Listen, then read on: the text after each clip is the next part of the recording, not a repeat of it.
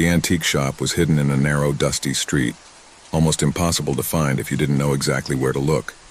The display cases were full of dusty objects, old and forgotten in appearance, which had survived the passage of time without being appreciated, destined to fall into the oblivion of future generations. However, in the midst of the darkness of that store, there was a piece that seemed to glow with a subtle yet unsettling glow. Gabriel, a young art collector, had come to the shop after hearing rumors about an old painting that was said to have an intriguing history. The owner of the shop, an older man with an enigmatic look, received him in silence and led him to the back, where, on an easel, was the painting that had attracted Gabriel's attention. It was a medium-sized painting, with a scene showing a family gathered around a table. The painting was beautiful, with impeccable technique, but there was something about people's faces that I couldn't decipher. Something in those empty eyes and that frozen expression troubled him deeply.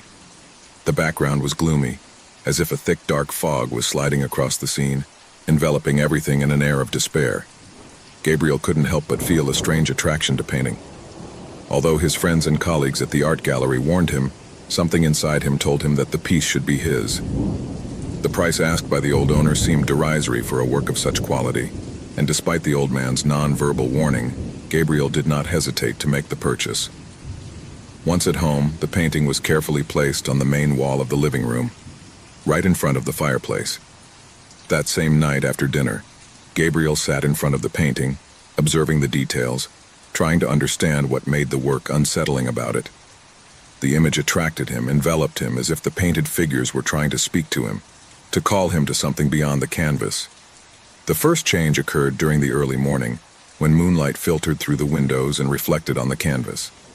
Gabriel, still awake, stood up at the sound of a slight creak, as if the painting itself were moving. He looked up at the wall where the paint seemed to have changed slightly. The figures in the painting were no longer in the same posture. The woman who was sitting on the right of the table, smiling at the painting, now seemed to be staring at Gabriel. His eyes had become darker, deeper, as if that woman's gaze was watching him directly through the painting. A shiver ran down Gabriel's spine. He tried to rationalize what he had seen, thinking that perhaps the light and shadow played tricks on his eyes. But as the days went by, the alterations in the painting became more noticeable. Every night the scene was modified, albeit in a subtle way. The faces in the painting were beginning to show more distressed expressions. The figure of the man in the center, which at first seemed a reassuring figure, began to distort. His face lengthened, as if the painting were taking on a life of its own. Gabriel began to notice that, even though the figures seemed inert during the day, every time he turned off the lights, the eyes of the characters in the painting seemed to move towards him. One night, while studying the painting, something even stranger happened. The scene was completely altered. The painting family was no longer gathered around the table. Instead, the characters seemed to be facing each other, their faces disfigured by terror. The man in the center of the table seemed to be screaming, but he made no sound. The figures were surrounded by a thick fog, as if the painting itself was being swallowed by something dark and ominous. Gabriel felt trapped in a nightmare. He began to see shadowy figures reflected on the surface of the canvas. I couldn't take my eyes off the painting, but at the same time I felt a growing sense of anguish. He decided to research the history of the painting, looking for any clue as to its origin. However, what he found only plunged him further into mystery. There were no records of that work, nor of the family portrayed in it. The only thing he could find was a hidden note on the back of the painting that read, "Darkness takes away what it touches." This note, written in an ancient calligraphy, appeared to be marked with a red stain, as if it were blood. One afternoon, when returning from work, Gabriel found the painting completely changed. The scene had advanced. Now it showed the characters in what seemed an even more disturbing scenario. A fire was burning behind the family, consuming the scene in total chaos. The woman's figure, which at first seemed to be the calmer figure, was now wide-eyed, her hands raised as if trying to scream, but not audibly.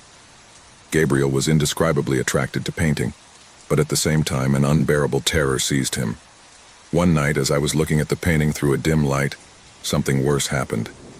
The figures began to move in the painting. The woman on the right, the one who originally looked so calm, slowly raised her hand to the surface of the painting. Gabriel took a step back, trembling. A shrill scream echoed through his head, a sound of despair and pain. Suddenly, The woman's figure began to slowly fade away, as if she was being absorbed by the fire at the bottom. Every time I looked at the painting, something else changed, something creepier. The characters were no longer only horrified, but seemed to be suffering, as if the painting was taking their lives. Gabriel began to feel a presence, something that slipped behind him, watching him as he looked at the painting. I couldn't escape that feeling that I wasn't alone. Then something even more terrifying happened. During one of his sleepless nights, Gabriel woke up with a feeling of tightness in his chest. He looked at the painting and saw something he had never imagined. One of the figures in the painting, the man sitting at the table, had disappeared. Instead, he was himself staring from the canvas. The painting had captured him.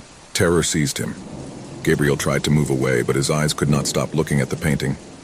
The man in the painting, now with his face distorted, began to slowly move towards the edge of the painting, as if he was trying to break through the canvas. Gabriel jumped up, but the figures began to lengthen and twist, emitting whispers that echoed in his mind. The worst of all was when one of the figures began to call him by his name. Gabriel heard clearly the whisper of his own voice emerging from the painting. "Gabriel, come here." The feeling of despair completely invaded him. His mind became cloudy, and fear consumed him. He ran to the door, but when he tried to open it, the painting seemed to come to life. His eyes full of terror looked at him, and he felt that he was being pursued. The figure of the man in the painting, now with a macabre grin, began to stretch towards him, as if trying to reach for him. Gabriel could not escape that oppressive atmosphere. The man in the painting drew nearer and nearer until, with a last cry, he disappeared from the canvas, leaving only the dense fog that enveloped the scene. Suddenly, everything in the room went dark. Painting was no longer just an image on the canvas. Gabriel could no longer distinguish between the real world and the painting, as if the painting had completely absorbed him. Fear, terror, and despair surrounded him, as he watched the scene of the painting slowly unravel, taking with it the only reality he knew. The painting had served its purpose.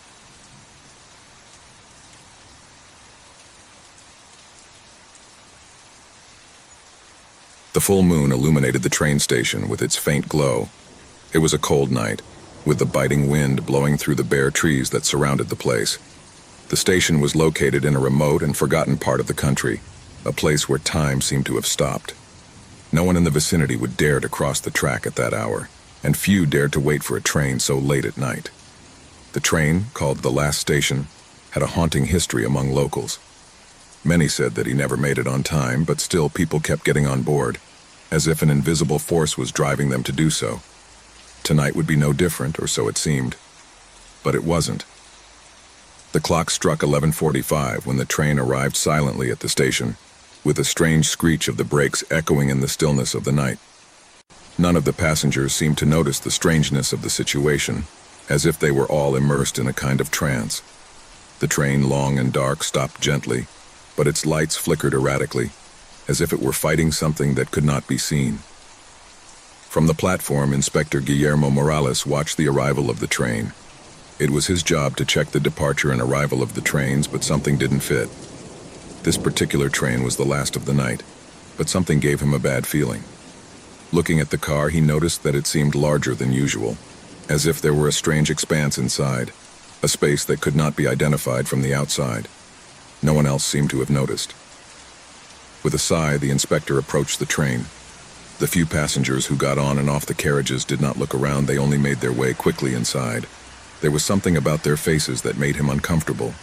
Empty, alien, as if they were under a spell. The faces of the travelers did not reflect any emotion. There were no children playing or conversations between adults, only silence and an overwhelming coldness. Morales looked away, uncomfortable, and went to the control booth. The train left at the appointed time, and there was a feeling at the station that something was about to happen, but it was still too early to tell. Hours later, at the stroke of dawn, the destination station, located in a distant town, tried to verify the arrival of the train. The station's clock read 3 a.m. when the phone began ringing. The destination station operator, a woman named Beatrice, picked up the receiver, ready to receive the usual night train report. But on the other end of the line, Inspector Morales' voice froze his blood. "There is no trace of the train. He didn't come, Beatrice. No one has seen anything." Beatrice was silent, At the destination station, everything seemed normal. The clear sky and the stillness of the early morning seemed to indicate that nothing out of the ordinary would happen that night. However, doubt settled in his mind. This train, like all the others, had departed from the remote station at its exact time. Where was it? "Have you checked everything, Morales?" asked Beatrice, although she knew that her voice betrayed fear.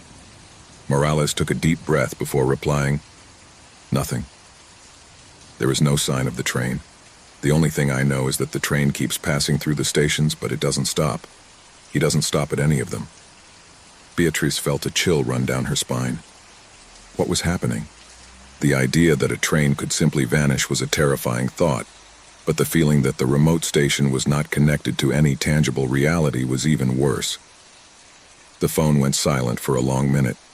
Then Beatrice got up from her chair and looked around. The control room looked empty, even the lights were flickering. There was no sound coming from the tracks, just the cold wind blowing inland. The sound of the train never came. At that moment, something terrible happened. Beatrice saw how the lights of the station flickered and then went out completely. The air became dense, heavy, as if the atmosphere itself were being sucked in by something invisible. Suddenly the lights came on again, but it was no longer the usual season. The clocks were showing the wrong time, the train signals were out of place, and the air had become thick and murky. But the worst was yet to come. Beatrice walked to the window. From there he could see the track, the same night train, stopped at the station. However, something did not fit. It was not the train that had left hours before. This train was much darker, almost black, as if it were made of shadows. The carriages seemed to be deformed with a strange distortion on their edges, and the lights inside each of them were not a normal color. They were red, a sickly and unnatural hue. The passengers, or what was left of them, leaned out of the windows, their faces empty and icy, as if living dead. A heart-rending scream echoed from deep within the station, coming from inside the train. Beatrice backed away, panic taking over her body. There were no words to describe what he felt. He knew that something had happened to this train, something beyond his comprehension. He wanted to run, but his body did not respond to him. The train, which never stopped at its destination station, was now in front of her, but it wasn't empty, not completely. The passengers, those pale, dead faces, stared at her. Some began to move towards the doors, approaching the window. Beatrice could see them more clearly now, with her empty eyes reflecting the moonlight. One of them, a scruffy-looking man, raised his hand to the window as if trying to catch her. Suddenly, the station fell into a deep silence, a silence so thick that it seemed to crush Beatrice with its weight. The train began to move slowly, sliding into the darkness, as if somehow knowing that its fate was none other than condemnation. A curt whisper reached Beatrice's ears, a broken voice coming from the depths of the train. "We're leaving, and we will never return." The station, the train, and everything that had ever existed in that place disappeared with the passing of the seconds. The train was no longer the train it used to be. It was no longer a simple steel and steam engine. He was now a conductor of lost souls, of people trapped between time and death, on an eternal journey into the unknown. Morales never returned to his station. The disappearance of the train and its passengers was an irrefutable mystery. No one saw Beatrice or the passengers on the train again. All that remained was the echo of a distant whisper. The train will never stop. The cold, damp wind slipped through the cracks of the broken windows of the old hospital, which stood imposingly in the darkness. The structure had been abandoned decades ago, but the stories and legends of what happened inside were still alive in the memories of those who had survived its mystery. The walls creaked with each gust of wind, and the thick fog surrounding the building seemed to whisper forgotten secrets, as if the earth itself was trying to hide what had happened there. Some people said that the hospital had been the scene of illegal medical experiments during its time of operation, and others spoke of lost patients who never left their rooms.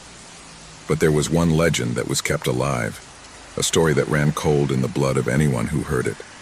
The story of a girl who had disappeared without a trace. It was said that his spirit continued to haunt the ruins, searching for answers and taking those who dared to investigate. That night, a group of young people determined to discover the truth behind the unexplained events had arrived at the hospital. They were bold, skeptical of the stories the townspeople told, but they would soon discover that the darkness hiding in this place was more real and more terrifying than they had ever imagined. The door to the hospital creaked as it opened, revealing a crumbling lobby. The air was stale, laden with the smell of mold and rot. The walls were covered in graffiti and the old ceiling lamps hung at odd angles, as if they were about to fall. The only light illuminating the place was from their lanterns, which cast eerie shadows on the rubble-strewn ground. "This is scarier than I imagined," said one of the young men, named Samuel, as he looked around with a mixture of disgust and curiosity. "Come on, let's not be cowards," replied Laura, the bravest of the group. "We just have to find the girl's room and record a video to prove that this is all just village stories." They pushed deeper into the hospital, following a narrow corridor that twisted like a snake. The atmosphere was thick, almost palpable, and the silence was only interrupted by the sound of his own footsteps echoing in the empty corridors. Suddenly, something stopped them.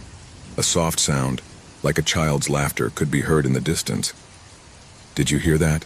whispered Laura, looking around nervously. "Probably the wind," Samuel said, trying to play it down, but his voice trembled a little. However, the laughter persisted. It wasn't the happy, clean sound of a little girl playing. It was a distorted laugh, as if someone was taunting them, leading them into the unknown. Laura squeezed the handle of her flashlight and began to walk toward the source of the sound, her steps quick and determined, but her face reflected a growing concern. "Come on, we're not here to be scared," he said, though his voice sounded increasingly unsure. Suddenly, as they turned a corner, they found themselves in front of a room that seemed different from the others.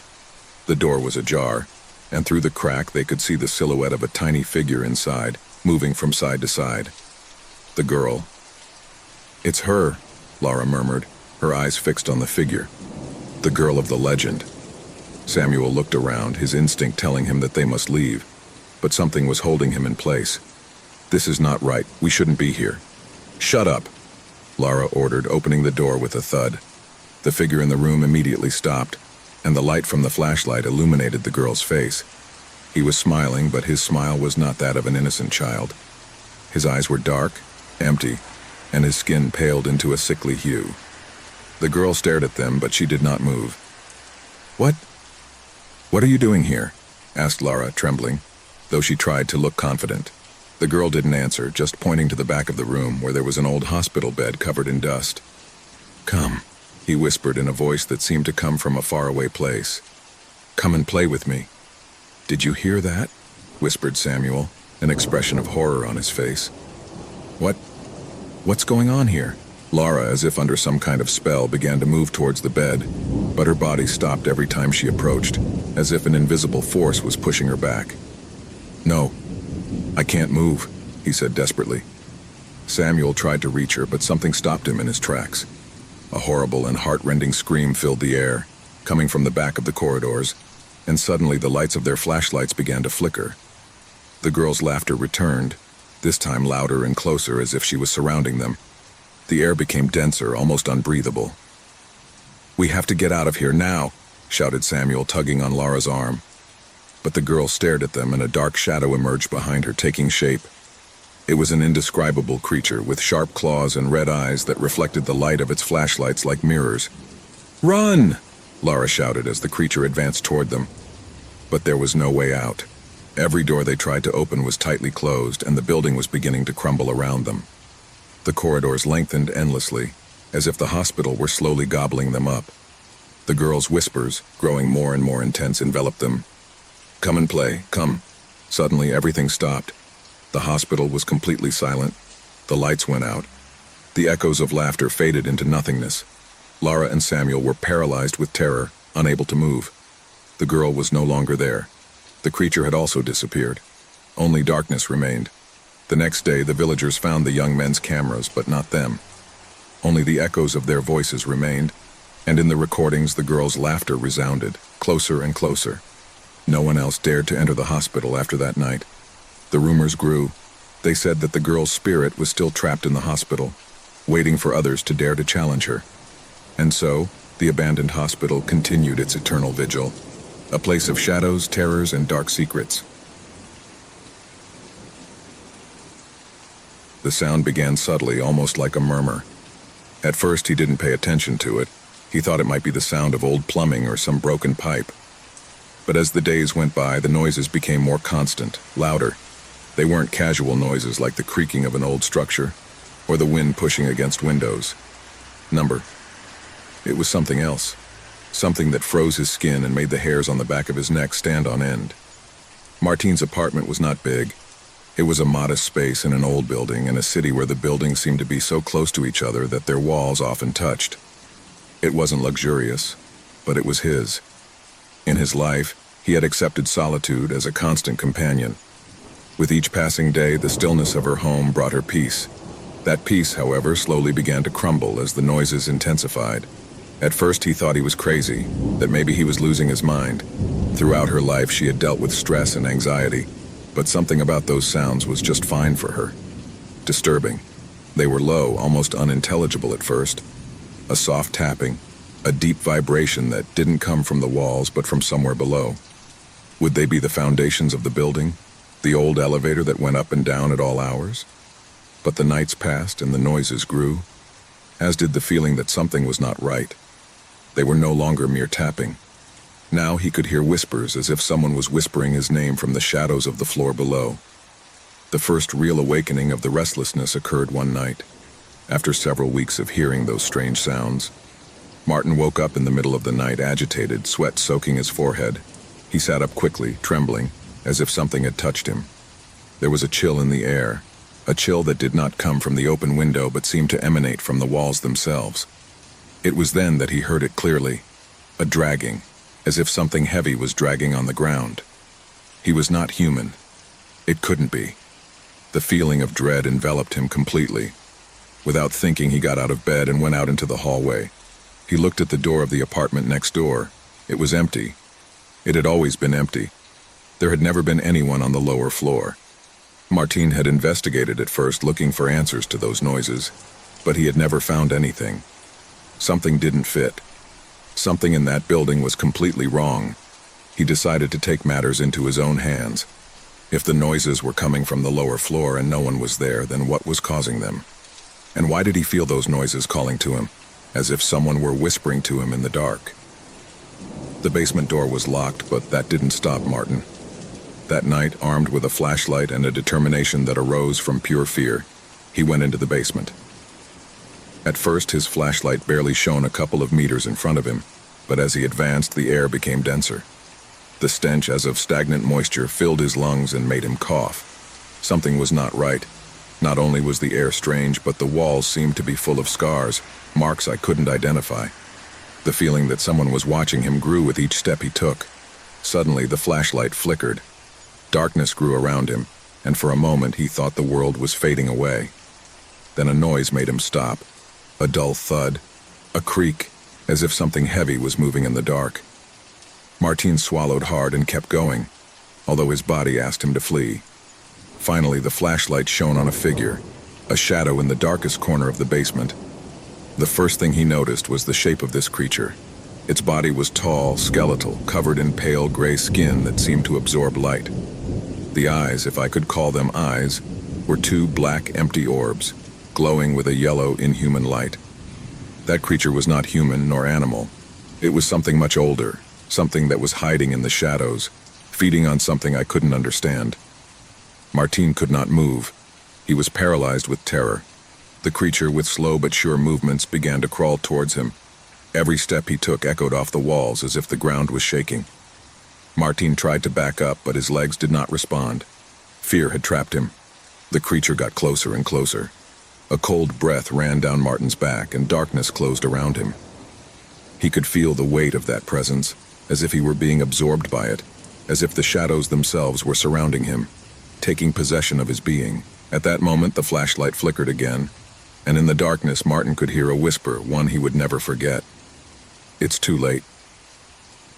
The shadow of the creature spread through the basement, and Martin, unable to react, fell to the ground. The creature silently moved even closer, brushing its skin with its icy touch. The creature then began to speak in a strange whisper, a murmur that seemed to penetrate its mind. He told him dark stories, stories of those who had fallen before him, those who had come too close to the lower floor and paid the price. There were beings, entities, dwelling in darkness, waiting to be awakened. Martin, hearing those words, felt his soul being torn apart. An indescribable fear consumed him. as the creature dragged him into the shadows. At that moment, Martin understood the worst of all. Not only was the creature a being who lived in darkness, but that darkness was his home, and he had stepped into his realm beyond what was allowed. Terror enveloped every corner of the apartment as the figure disappeared from their sight. No one saw Martin again. No one heard the strange noises coming from the lower floor again. The creature, however, continued to wait, feeding on the darkness and the lost souls that time and again fell into its trap. A few months later, a new tenant moved into the building, and that same night, the whispers on the lower floor began again. The cold morning air seemed to envelop them in a thick mist that slid through the trees like an entity unto itself. The group of friends, 5 in all, were slowly advancing along the path that led them to the heart of the forest. Every step they took was accompanied by the rustling of dry leaves beneath their feet, a sound that seemed to be amplified in the absolute silence around them. Carlos, the most enthusiastic of the group, led the way with a flashlight in his hand, his face illuminated by the warm light that contrasted with the gray of the landscape. Behind him was Lucia, his best friend, followed by Eduardo, Javier, and Laura. Everyone, gasping for breath, stood together, looking straight ahead, where the forest seemed to grow denser with each step. "Are you sure this is the house?" Lucia asked, with a tone that denoted a certain fear, although she tried to hide it. "Of course," Carlos replied with a confident smile. "I have checked it. I've been here before, but I never dared to go in. Today will be different." Eduardo, always the most skeptical, raised an eyebrow, looking at the shadows that seemed to move in the distance among the trees. Fog enveloped everything around him, but the treetops revealed flashes of light that made the scene look surreal. "I don't like this," Eduardo murmured, but no one paid any attention to him. The group continued to move forward, ignoring the weight of fear that seemed to follow them, watching them at every step. Finally, after several minutes walking in silence, they arrived at a small clearing. There, hidden among the trees, was the house. The structure was old, with broken windows and wooden walls that showed the passage of time and decay. The house, however, seemed to have something that made it stand out from the rest of the landscape, a palpable energy, as if the whole place was charged with something dark, something ancient. The door of the house was ajar, which increased the bewilderment of the friends. "This isn't right," said Laura, who had always been the most cautious of the group. His eyes swept over the doorway and his stomach churned. Despite her fear, curiosity drove her to take a step forward. "It's okay," Carlos insisted, pushing the door effortlessly. "It's just an abandoned house. Surely there is only dust and cobwebs. Come on, let's go in." The group looked around. The trees, though imposing, could not hide the fact that something strange was happening in that place. The feeling of being watched did not disappear, but intensified. But the excitement of exploring the interior of the house overcame their instincts, and one by one they entered the hall. The air inside the house was heavy, dense, as if time itself had stopped there. The walls were covered with dark stains that, at first, were thought to be simple marks of moisture. However, as they progressed, something else became apparent. In the shadows of the main room, blurred figures could be seen, as if they were watching them from the corners, waiting. Carlos turned off the lantern and, with an expression that tried to hide his discomfort, whispered, "Let's explore a little more. Surely there is nothing." At first all seemed calm, though a sense of uneasiness hung over them. Every step echoed in the void, and the echo of their voices was lost in the heavy air. But soon, a series of strange noises began to fill everything. A crunch here, a whisper there. Lucy shuddered and looked at the others, trying to see their faces, but the darkness had completely enveloped them. Eduardo took out his mobile phone to use the flashlight, but the screen flickered before turning off completely. "What the hell?" Eduardo growled, rubbing his eyes as if trying to clear the fog from his mind. It was then that a sound coming from the upper floor broke the absolute silence. A dull thud followed by something that seemed to be dragging on the floor. Lucia, visibly pale, gritted her teeth. "I don't like this," he said in a trembling voice. "There's something about this house, something that's not right." Carlos ignored her and began to climb the stairs, determined to explore. With each step, the sound of the creaking of the old wooden floor became more and more unbearable. Javier and Laura followed him closely, with fear marking his every move. Edward, for his part, remained in the hall, looking nervously at the shadows that stretched on the walls. Fear overwhelmed him, but he did not want to be the first to abandon the expedition. Upon reaching the second floor, the group found themselves in a long hallway, where open doors gave way to empty rooms. However, something else caught his attention. A room at the end of the hallway was closed with a rusty door that seemed to have remained intact despite the years. Curiosity, mixed with the growing sense of dread, pushed them closer. When they opened the door, an icy air enveloped them, as if time had frozen at that very moment. Inside, an ancient full-length mirror reflected their distorted images, as if they were seeing something that didn't belong there. Lucia's eyes widened as she saw a shadowy figure reflected in the glass. But when she turned, there was nothing behind her. The silence became absolute. The fear grew, and the shadow seemed to stretch all over the room, as if somehow the house itself wanted to devour them. "It's time to go," Eduardo said, his voice firm but nervous. He had had enough. However, before he could take a step back, the door slammed shut, leaving them trapped inside. The light from their flashlights flickered, and the sound of something heavy creeping in again was heard louder. Suddenly, an evil presence became apparent. Something ancient and powerful had been waiting, watching, and now at last it had decided to show itself. The air became denser, and the darkness around them began to come alive. A dull scream could be heard in the distance, the sound of something that was not human, something that had been part of that house long before they arrived. The walls seemed to shrink, the house creaked, and friends began to feel the pressure on their breasts, as if they were being crushed by an invisible force. The echoes of the screams began to multiply, and the feeling of panic took hold of everyone. A gasp escaped Javier's throat, and he collapsed to the ground. Lucia, terrified, tried to open the door, but her trembling hands could do nothing. A shadowy figure appeared in front of them, a tall, dark silhouette with empty eyes that reflected a darkness much deeper than the night itself. The evil that inhabited the house was there, manifesting itself in a tangible form, ready to reclaim what belonged to it. Carlos, trembling with fear, cried out, "Run!" But the figure's voice was louder, a deep, unnatural whisper creeping into their minds. "There is no escape. This is what belongs to me." Terror began to dominate everything. With no way out, no hope, the group of friends watched as the figure advanced towards them, absorbing the light of their lanterns, devouring their heat. The darkness swallowed everything. The house, old and cursed, had made its final claim. And in that last moment, the screams were absorbed by the house as if they had never existed. The story of the house in the woods ended there, with darkness as the only witness. The sun had already set when Thomas, a middle-aged man, stepped into the field. He had traveled for hours on a lonely road, his thoughts scattered, while the trees in the distance seemed to move with the wind in a hypnotic rhythm. The road seemed endless, and with each bend the shadows began to lengthen, as if the day never wanted to give way to the darkness of the night. The atmosphere was strange. A deep silence enveloped everything around him, as if the earth itself held his breath. Tomas didn't know if that was what made his hair stand on end or if it was the persistent feeling of being watched. As the sky went completely dark, his eyes focused on the distant silhouette of a roadside cabin. It seemed like an ideal refuge to spend the night. He stopped in front of the cabin door, hesitating for a moment. The windows were opaque with the passage of time, and the structure seemed to be on the verge of ruin. A pair of dim lights illuminated the interior through the windows, which gave him a sense of welcome, although something inside told him not to enter. But fatigue overcame him. He knocked on the door, his hand trembling slightly.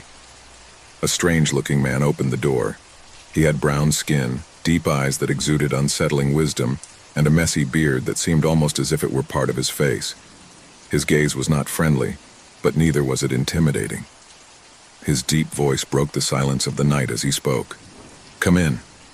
It's not safe to be outside, especially in this part of the world. The darkness has a way of dragging souls that dare to cross through here." Tomas hesitated, but the threat of the cold pushed him inside. The man led him to the fireplace, where the flames danced on a warm fire. The cabin was small, with furniture that seemed to be taken from another time, covered by dust and dirt. The atmosphere was tense, as if the walls themselves breathed with a life of their own. The stranger watched him for a few moments, as if assessing whether he was ready to hear what he had to say. "Have you heard of this place?" he asked, his voice almost whispering. "This field has its own secrets, secrets that man should never know." Tomas felt uncomfortable but decided to play courtesy. "No, I haven't heard anything. I'm just looking for a place to rest." The stranger smiled, but it was a smile that didn't reach his eyes. His fingers intertwined as he took a seat in front of the fire. "Rest. That's what everyone thinks when they get here. But this place is not simply a place of passage. It is a place where time loses its power. Here, lost souls wander aimlessly, searching for something they don't understand." The fireplace crackled, and Thomas couldn't help but feel even more uncomfortable. However, exhaustion was getting the better of him, and he began to think that perhaps the stranger was just talking to entertain himself, to fill the silence of the cabin. I wasn't prepared for what came next. The man began to tell her stories about the souls trapped in that field, of people who had gotten lost in the trees and never returned. There was something in his tone that felt real, something in his words that gave the impression that he wasn't just telling stories to scare Thomas. There was a darkness in his eyes that reflected a knowledge that Thomas did not want to share. "The last time someone like you passed through here, he disappeared into the darkness," the stranger said, his gaze fixed on the fire. "No one knows what happened to him, but what is known is that he found something he shouldn't have found." Tomas tried to stay calm, although a cold sweat began to run down his back. The man got up slowly and, without saying a word, approached the window. He looked out over the field beyond the cabin. "The wind never blows here as it should," he said suddenly, his voice trembling. "Listen." Tomas raised his head but heard nothing, only silence, heavy, oppressive. Suddenly something passed through the window, a fleeting shadow that froze his blood. Something, or someone, but he couldn't see what it was. The man gave her a grave look as if he had anticipated her reaction. "You're not alone here," he murmured, "and that's just the first warning." The fire crackled harder, and Thomas, feeling the pressure of the situation, tried to calm his mind, but then he heard a noise behind him, like a faint whisper, which made him turn quickly. There was no one there, only the sound of the wind beginning to blow harder. But the stranger didn't seem worried. "There's something you can't comprehend until it's too late," he continued, slowly approaching Thomas. "That shadow that you saw, that's not just a shadow, it is a reminder of what can happen to those who dare to cross this threshold." The air became dense, as if something was pressing against the walls of the cabin.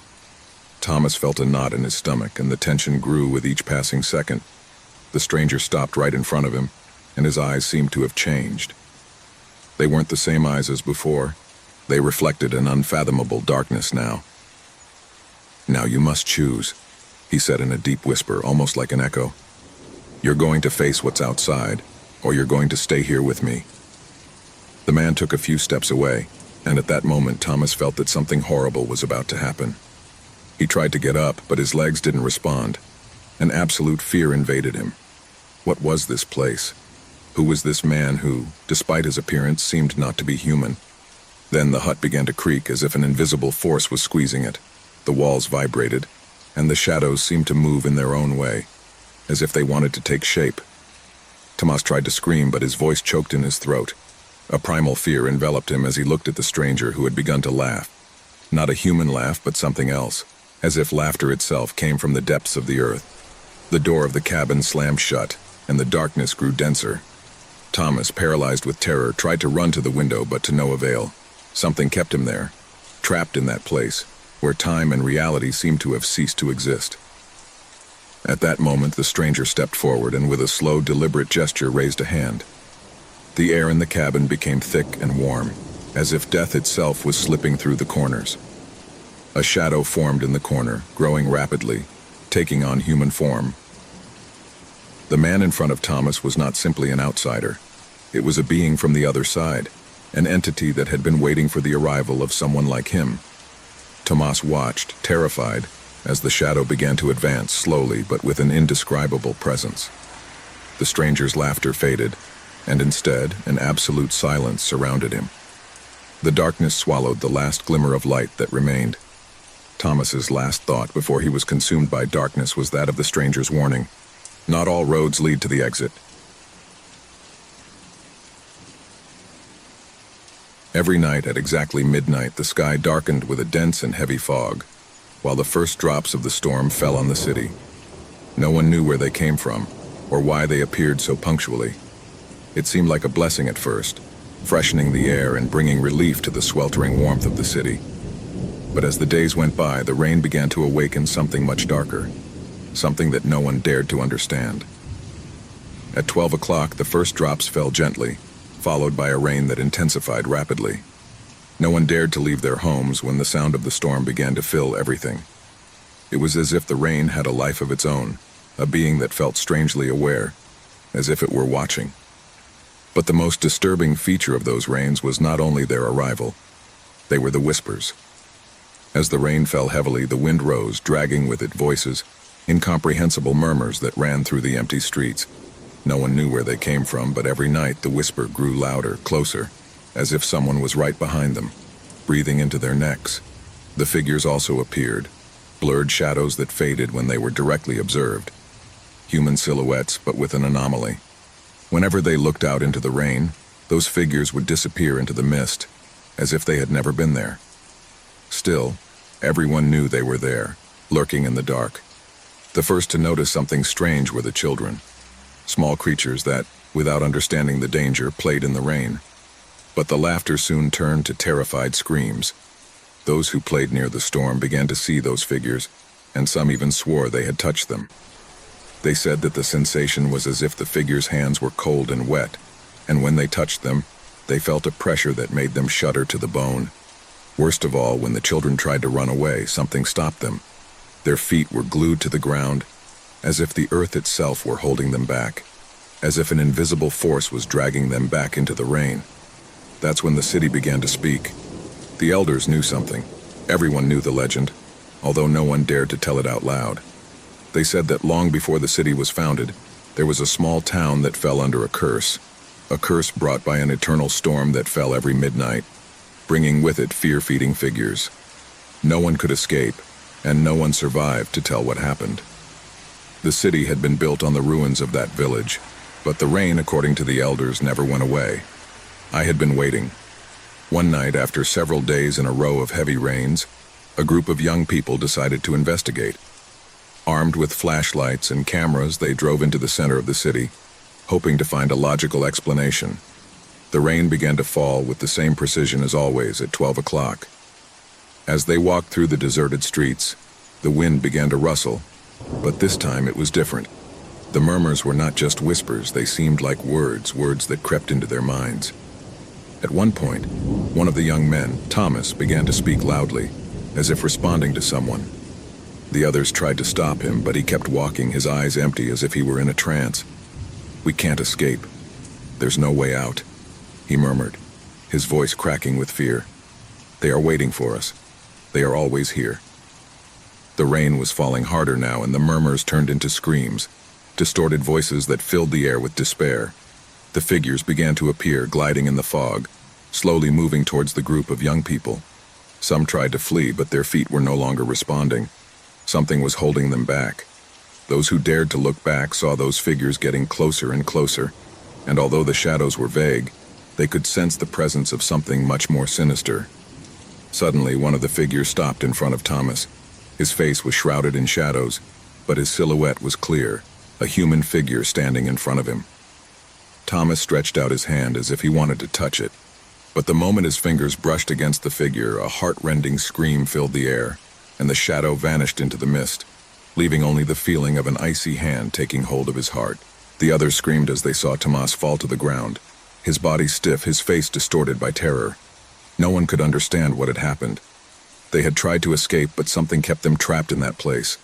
The air was getting denser, as if the storm was absorbing all the light, leaving only a dense, heavy darkness that surrounded them completely. That's when they started to see something even more terrifying. Out of the shadows emerged hundreds, perhaps thousands of figures, all with the same empty faces, all approaching with frightening slowness. The shadows intertwined, forming a mass, as if they were united by an invisible force. The air was filled with whispers, murmurs of voices speaking in forgotten languages in low, guttural tones that penetrated the brain. Some of the young men tried to run again, but their bodies were no longer responding. They felt that the city itself was holding them back, that the ground was sticky, as if the earth was alive and dragging them in. The rain was falling harder, and the air smelled of dampness, of putrefaction. Suddenly, a large shadow emerged from the center of the city, larger than all the others. Its silhouette was huge, imposing, and seemed to be made of fog but so dense that it seemed solid. "Fears are never forgotten," whispered a deep voice echoing through the air. "We have fed off the city for generations. This rain, this storm, is nothing more than a reminder of what we left behind." The young people, paralyzed by terror, could barely move a finger. The figure drew closer, and as he did so, the whispers increased, mingling with blood-curdling screams and sobs. There was no way to escape. The whole city seemed to be alive, breathing, stalking, waiting. Then, with one last whisper of despair, the young people were swallowed by the shadows. The figures vanished as quickly as they had appeared, and the rain stopped. At dawn, when the sunlight finally reached the city, everything seemed to be calm. But in the streets, on the walls of the buildings, there remained the marks of those who had disappeared, marks that would never fade. The midnight rain had claimed others, and the city, already lifeless, was left waiting for the next storm, the next victim. And each night, at exactly midnight, the drops began to fall once more, followed by the whispers and figures that were always there, waiting. Daniel's apartment had always been his refuge, a place where the stillness of the night offered him the calm he needed so much after a tiring day.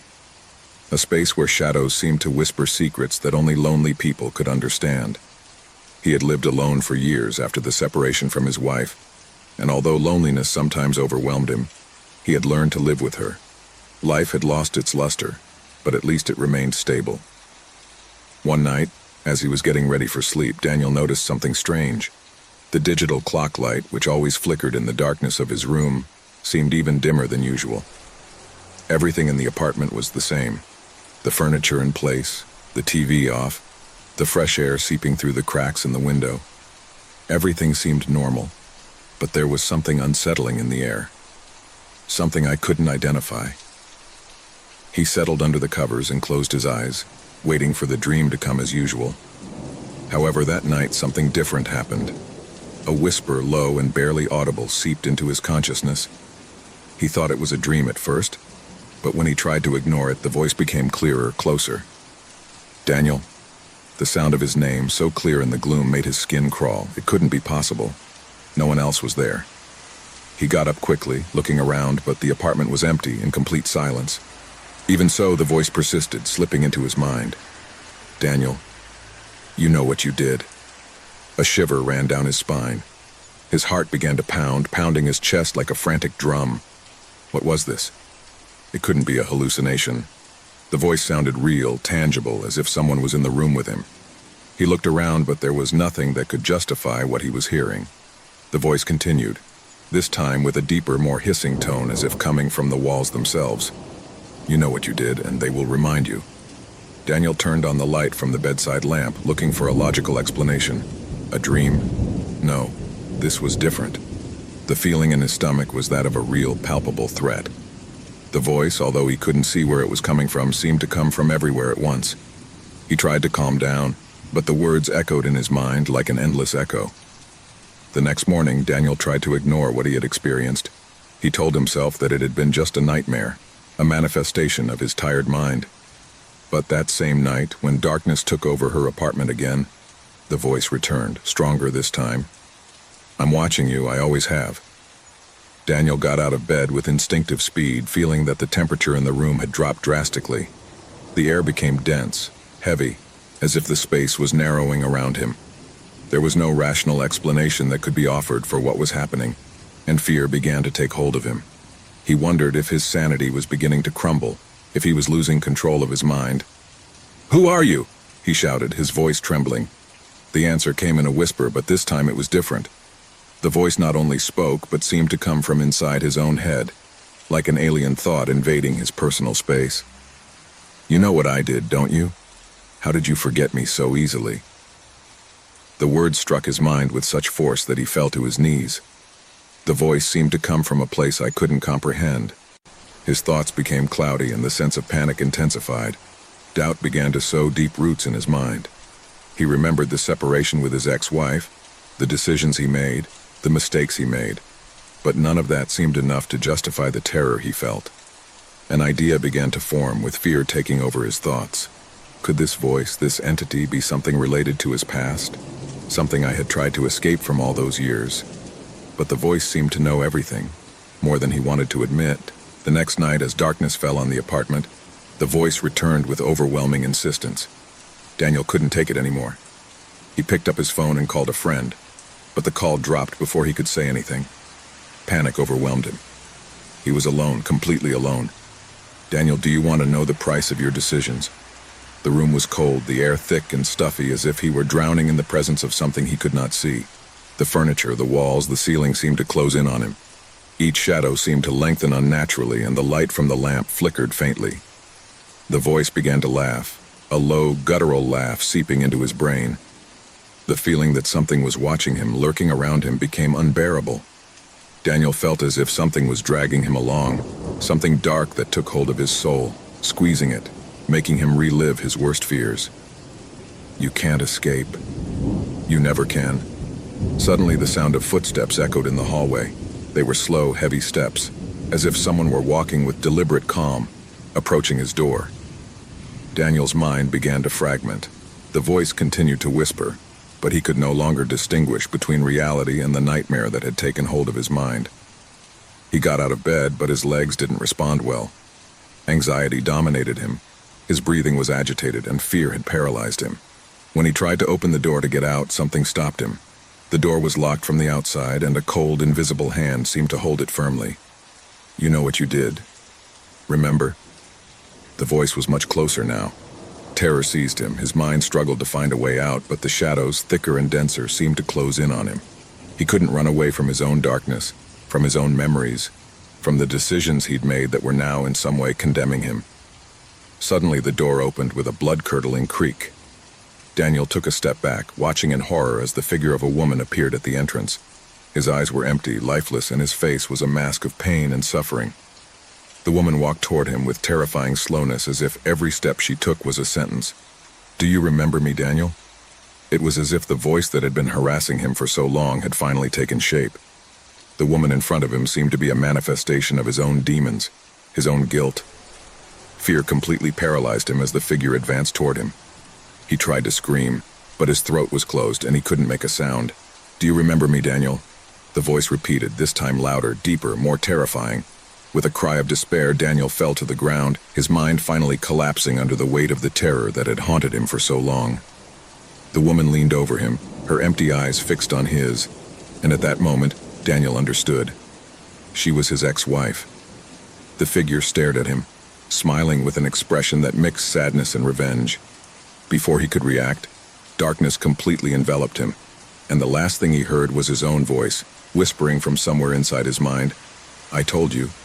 You can't escape." The room fell silent and the light went out. The shadows returned to the place where they had always been, but this time the dark presence had won. Daniel never woke up.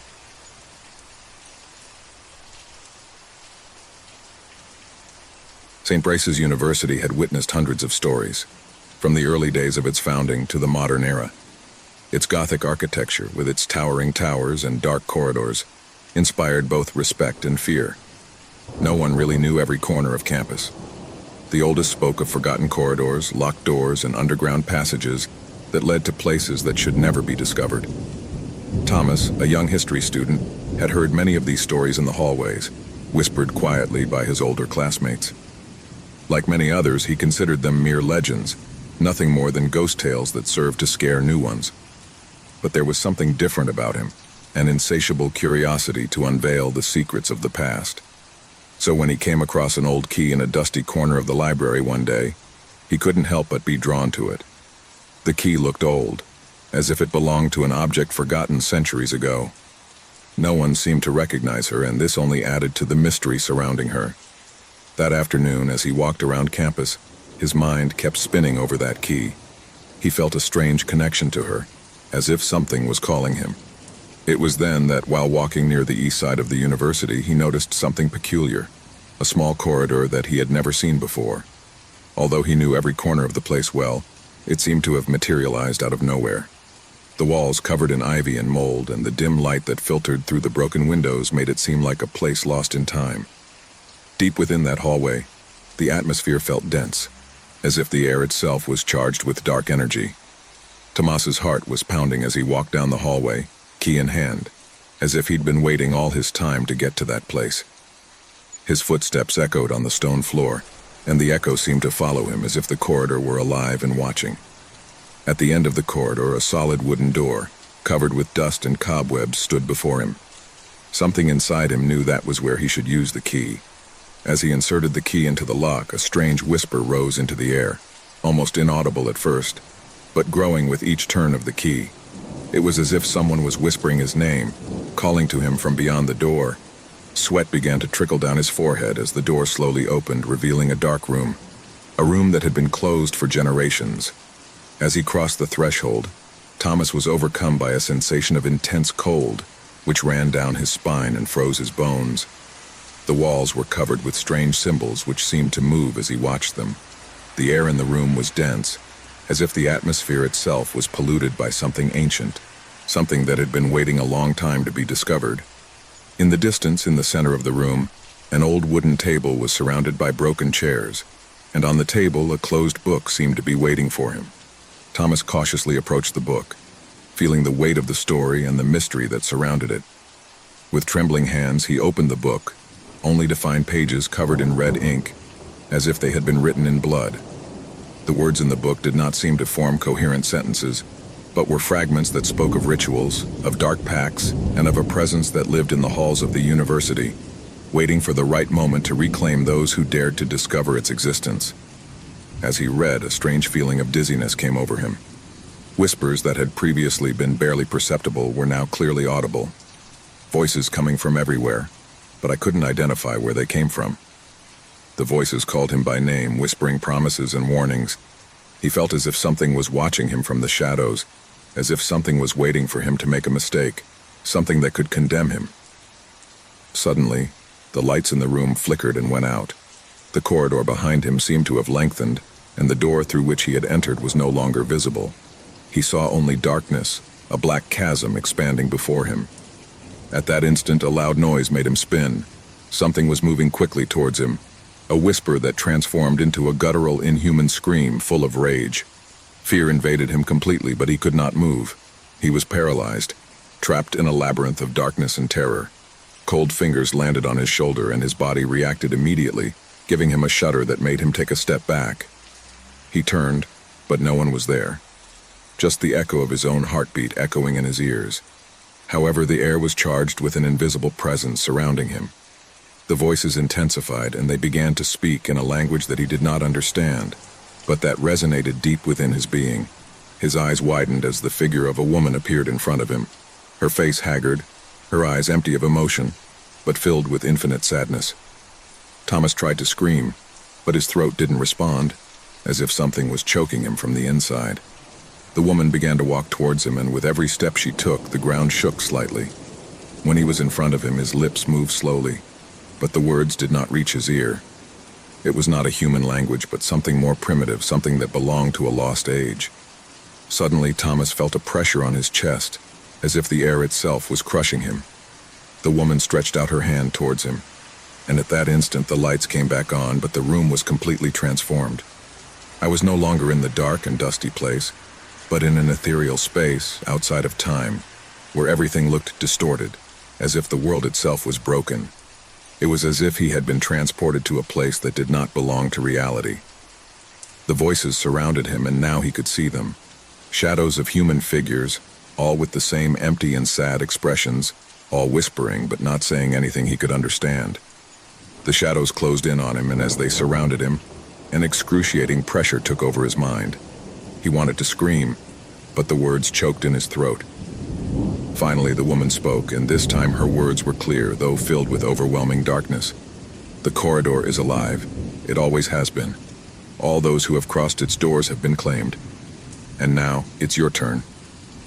Panic took hold of him, but he couldn't move. The darkness surrounded him, and the voices called to him, full of despair, of pain.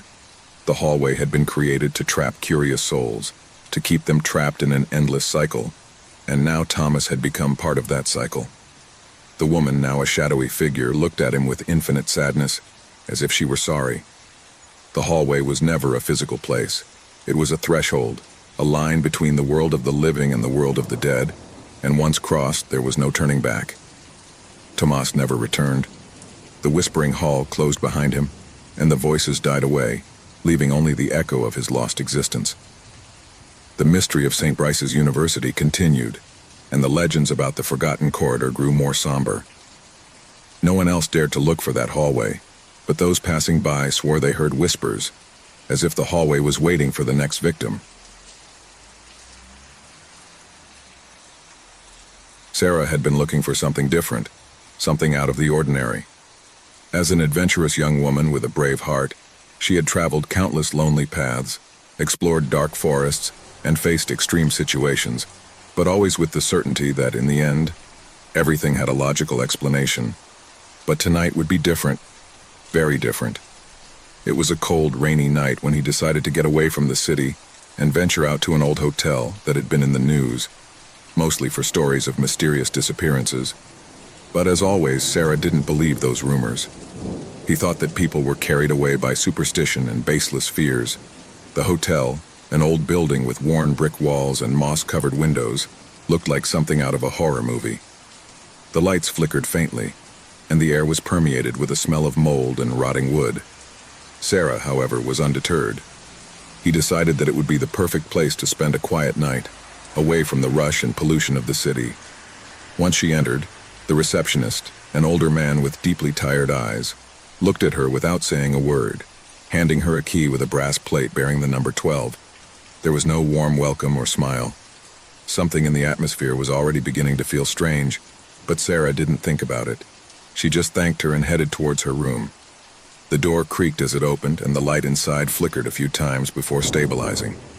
At first glance, the room looked normal, although the furniture was covered in dust, as if no one had been there in years. The mattress was too firm, but Sarah wasn't going to let that ruin her night. He left his backpack on the table and sat on the bed, enjoying the silence that enveloped the place. A few hours passed, and the rain was pounding against the windows. The sound, initially relaxing, soon began to feel unsettling, as if the hotel was breathing slowly, like a living entity. It was at that moment that he heard it. A low, almost inaudible whisper came from the walls. Sarah frowned, trying to figure out what it was. Maybe the sound of the wind or some crack that made noise. But as the whisper persisted, it began to take on a more definite form, something that clearly could not be explained by the wind. Sarah, Sarah. It was the only thing the voice repeated softly and constantly. Fear began to take hold of her. It was not a coincidence. Someone or something was trying to communicate with her, but who or what? With his heart pounding in his chest, he got out of bed and walked over to the wall where the whispers were coming from. The skin on his back stood on end, and his hands trembled slightly as he touched the cold, wet wall. Suddenly, the whisper stopped, absolute silence. But before she could take a step back, a new feeling enveloped her. A shudder in the air, as if the room itself had changed, as if an invisible weight were pressing down on his chest. The temperature dropped suddenly, and Sarah could see his breath condensing in the air.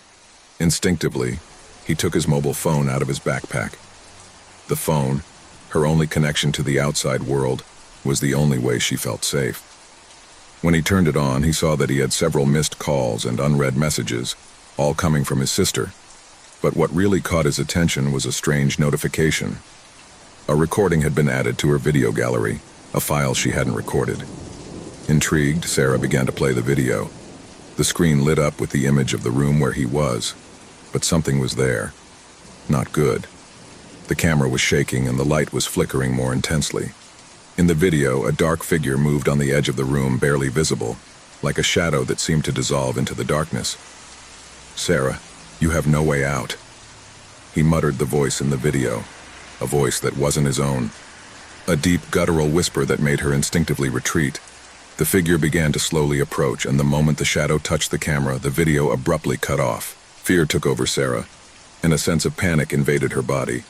She was not alone. Something or someone was watching her, but I didn't know what to do or who to turn to.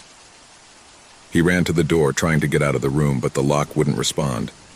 He tried once more and again with increasing desperation. The whispers began again, louder, closer. "Sarah, Sarah, ...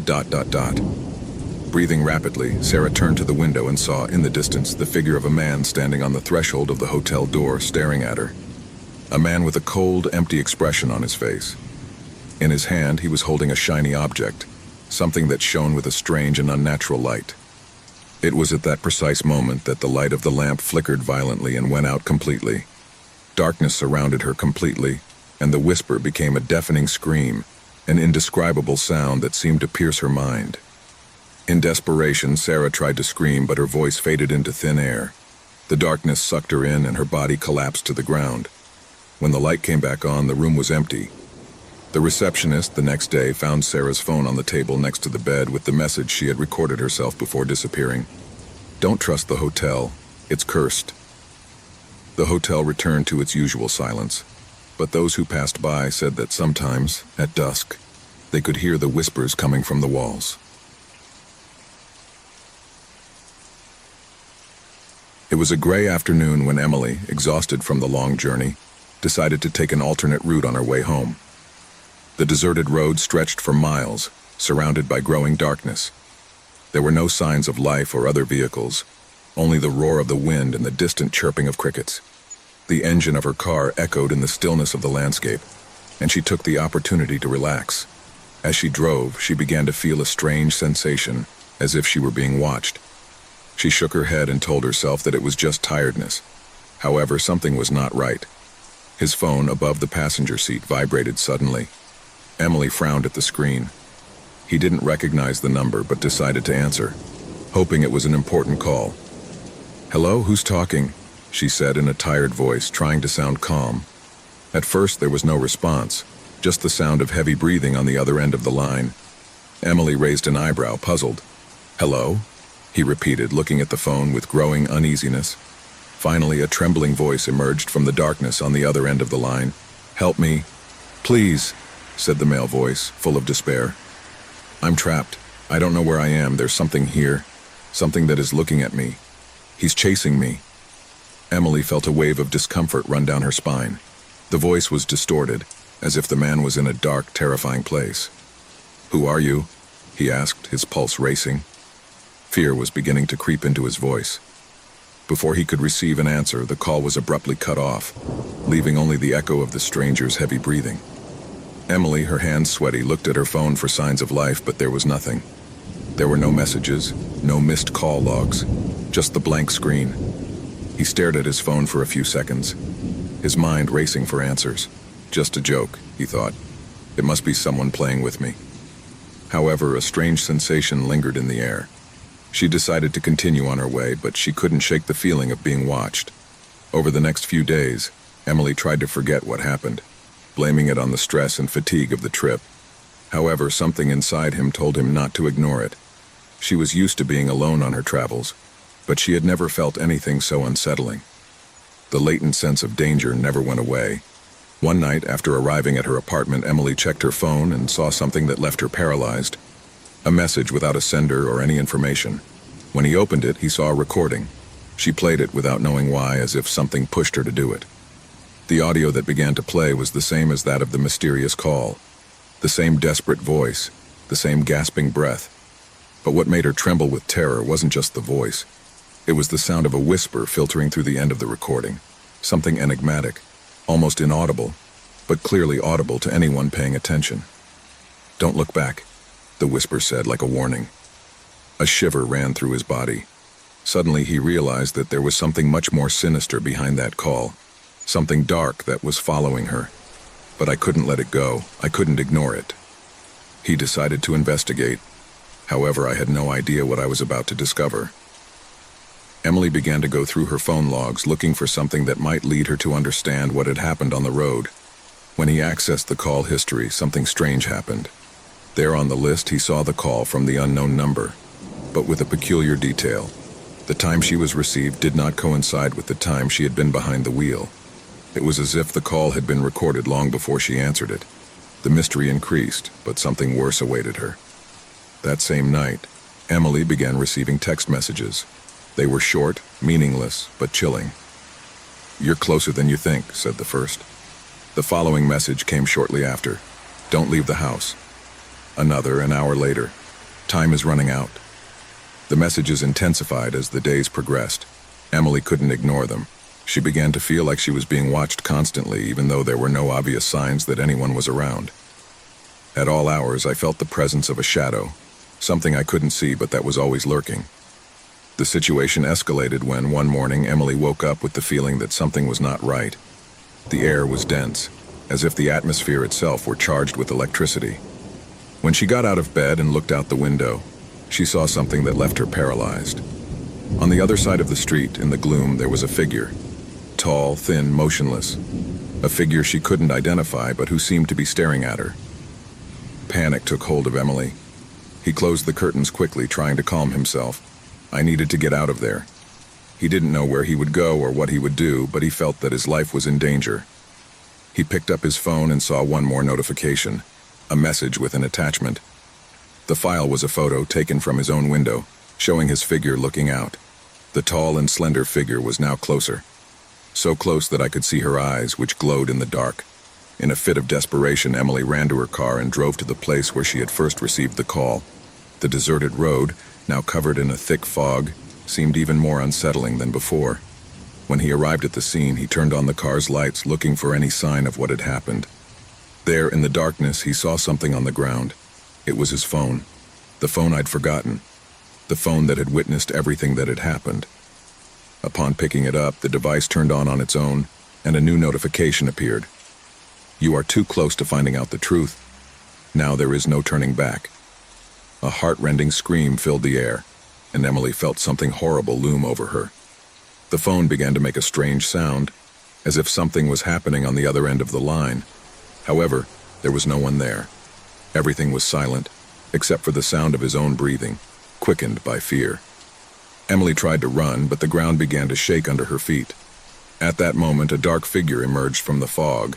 It was the same being in the photo, his face deformed and his gaze fixed on her. She had no human face, only empty eyes that stared at her with terrifying intensity. The figure moved forward, sliding on the ground, and Emily, paralyzed with terror, tried to scream. But his voice did not come out. Only the sound of fog and heavy breathing surrounded her. The phone fell to the floor, and with it all hope. The figure caught up with her, and Emily disappeared into the darkness, absorbed in the terror that had haunted her from the moment she answered that call. The investigation that followed was puzzling. The phone, which was found at the scene, contained more messages. Some sent before Emily's disappearance, others after. The recordings and photos she had received indicated that someone had been following her from the moment she accepted that call. No one knew who was behind the threat, but the case remained unsolved. The authorities never found a concrete clue, and the forgotten phone remained stored as a macabre memory of the inexplicable. Emily's disappearance became a legend, a horror story whispered in the dark, where the forgotten phone was the key, and the figure in the fog, the eternal nightmare that haunted those naive enough to answer an unknown call.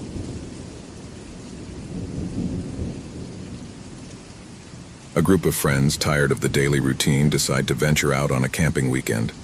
They sought to get away from the noise of the city, disconnect from technology, and enjoy nature. The forest, deep and mysterious, seemed the perfect place for his escape. They never imagined that they would enter a nightmare that would mark their lives forever. It was a Saturday afternoon when they arrived at the clearing where they set up camp. Around him, trees rose like dark giants, their elongated shadows stretching in all directions. The atmosphere was dense, almost oppressive, as if the forest itself were watching his every move. However, in their enthusiasm for adventure, they didn't pay too much attention to the warning signs emanating from the place.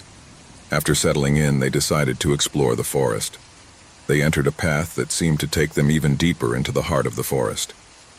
As they walked, the lushness of the place became more unsettling, as if the vegetation enveloped them and hid them from the outside world. Soon they came to a small cabin that seemed to have been there for decades, covered in moss and with broken windows. The atmosphere was gloomy and decadent. "Should we go in?" asked Laura, the most fearful of the group.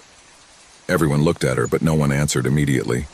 The place exuded a sense of abandonment and mystery, and despite the latent fear, a strange curiosity pushed them to approach. They decided to go in. The door creaked as it opened, and a heavy, stale air greeted them. Inside, darkness seemed to embrace everything around him.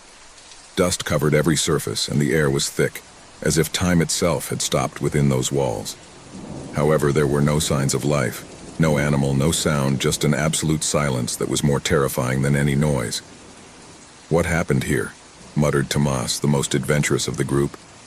He looked around, looking for clues that explained the abandonment of that place, but he found nothing that gave answers. Then, something caught his attention. A strange dark spot on the ground, as if something or someone had crawled there. He couldn't help but feel a growing uneasiness. The group began to explore more cautiously. They walked through the rooms, each one more somber than the last, but there was nothing out of the ordinary, except for an uncomfortable feeling that was intensifying. That's when Emily, the most outgoing of the group, heard something. A whisper, as if someone were muttering his name in the distance. His eyes widened and a wave of fear swept through his body. "Did you hear it?" he asked, trembling. The others looked around, but there was nothing, only the sepulchral silence. However, that unsettling feeling did not go away. Suddenly, as they explored the upper floor, a heart-rending scream broke the silence. It was Tomas's cry. They quickly ran to the source of the sound, but when they arrived, Tomas was gone. The place where he had been had only a trace of scrambled earth, as if something had dragged him with force. "Where is he?" shouted Laura, her voice filled with panic. The others didn't know what to think. Had it been an accident? Or was something much more sinister going on? Desperate, they began to search for Thomas, calling out to him, but the cabin seemed to offer no answer. The hours passed without finding any clues, but something else was happening. The air, once charged with stillness, now seemed to move, as if something invisible were watching them. Each sound seemed amplified, and the tension grew in each of them. As the night wore on, a sense of paranoia gripped the group. Fear turned to terror. Every creak of the wood, every gust of wind seemed like a reminder that they were not alone. Something was lurking, something they didn't want to see. That's when Emily found something in the old fireplace, a crumpled, yellowed piece of paper. He unrolled it with trembling hands and read in a low voice, "In this place, no one stays forever. Shadows walk among us, and when the full moon comes, they will all disappear, one by one." Panic took hold of them. What did that mean? And why was the hut so empty? And why had Thomas disappeared? They tried to flee, but the forest seemed to have closed in on them. There were no trails that would take them back to camp. Each attempt to return only plunged them deeper and deeper into a maze of trees. It was as if the forest itself was catching them. The darkness seemed to have a life of its own. When they finally managed to find their way back, the cabin was gone. What once seemed to be a solid, real structure had now vanished, as if it had never existed. Desperate, they began to shout for Tomas, but only the echo of their voices responded. Fear was transformed into pure terror. Tomas's disappearance was never solved, and his friends never spoke of what happened. However, each of them carried with them the memory of that terrifying night, a night that changed them forever. In their hearts, they knew that what happened in that forest was not an accident. Something dark and evil had awakened there, and now no one was safe. Years later, the camp was found empty. Investigators who tried to inquire about previous disappearances in the forest never returned. And the empty hut, which no one dared to look for anymore, is still waiting, lurking, somewhere in the darkness of that endless forest.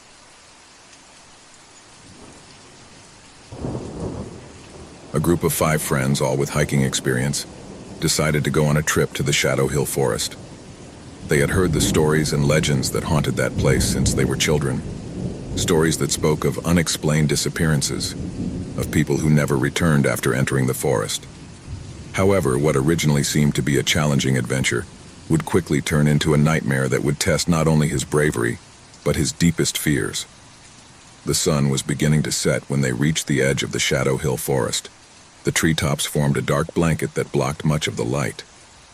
Despite the sinister reputation of that place, the 5 friends did not let fear stop them. They were used to walking in nature, and they believed that stories were just that, stories. They decided to camp near a clearing, a small open area between the trees, which offered them a quiet view of the starry sky. They prepared to spend a relaxed night surrounded by nature, not knowing that this would be the last moment of calm they would experience. As the night wore on, the shadows of the forest seemed to lengthen, and a strange stillness came over the place. None of the friends could remember exactly when it started, but something changed in the air. The wind stopped blowing, and a deep silence invaded the space. Suddenly, one of the group members, Sarah, felt someone watching her. He turned toward the forest, looking for some sign, but saw nothing but the impenetrable darkness of the trees. "Did you hear that?" asked Sarah, her voice trembling slightly. The others were silent, listening intently, but there was no response.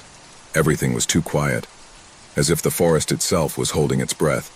A few minutes later, the silence was broken by the sound of something rustling in the distance, as if someone were walking through the dry foliage. "It's just the wind," Mark said, trying to sound confident, but his tone wasn't as convincing as he thought. Suddenly, a piercing scream broke the stillness, coming from somewhere nearby. They all got up, terrified, looking around.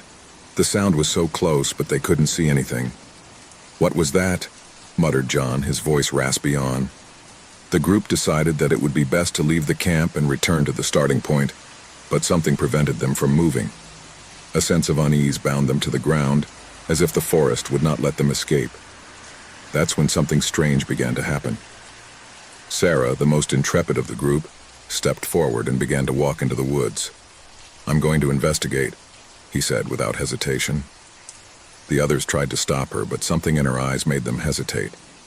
She seemed to be being drawn to something beyond her comprehension. Suddenly, Sarah disappeared into the trees, as if the forest itself had swallowed her. His friends called his name, but there was no answer. The darkness swallowed all sound, and panic began to take hold of them. "Sarah!" Mark shouted desperately, running to where he had last seen her. But when he reached the edge of the forest, he found only a series of strange footprints, deeply marked on the ground, which disappeared into the blackness of the forest. There was no trace of her. The friends stared at the footprints, terrified. They knew something wasn't right, but the darkness prevented them from seeing beyond. They decided to look for it, but as they went along, the atmosphere of the forest seemed to become denser, as if they were being watched by something they couldn't comprehend. The footprints were getting stranger, as if something had painted them on purpose. "This doesn't make sense," muttered Emma, who was visibly shaking. "Why are there symbols on trees?" The symbols were strange, incomprehensible, with geometric shapes that did not correspond to any culture they knew. The figures seemed to move subtly, as if they had a life of their own. The feeling that someone or something was stalking them intensified. Every time they approached one of the symbols, a cold current ran through their bodies, and a shiver ran through them. The group, now completely nervous and not knowing what to do, decided to return to the camp to think of a plan. But when they arrived, something worse awaited them. The camp was completely messy. The backpacks were open, the equipment was scattered on the ground, and the campfire had already been extinguished. The scariest thing, however, was the fact that Sarah's footprints were still there. But instead of disappearing into the forest, they were returning to the camp, surrounding the area where they were now. "What's going on here?" John whispered, his eyes filled with terror. A low, almost imperceptible whisper hung in the air. It seemed to come from everywhere and nowhere at the same time. "Help! Help! Help!" he repeated, echoing like an echo. "It's Sarah!" shouted Emma, hoping she was still nearby.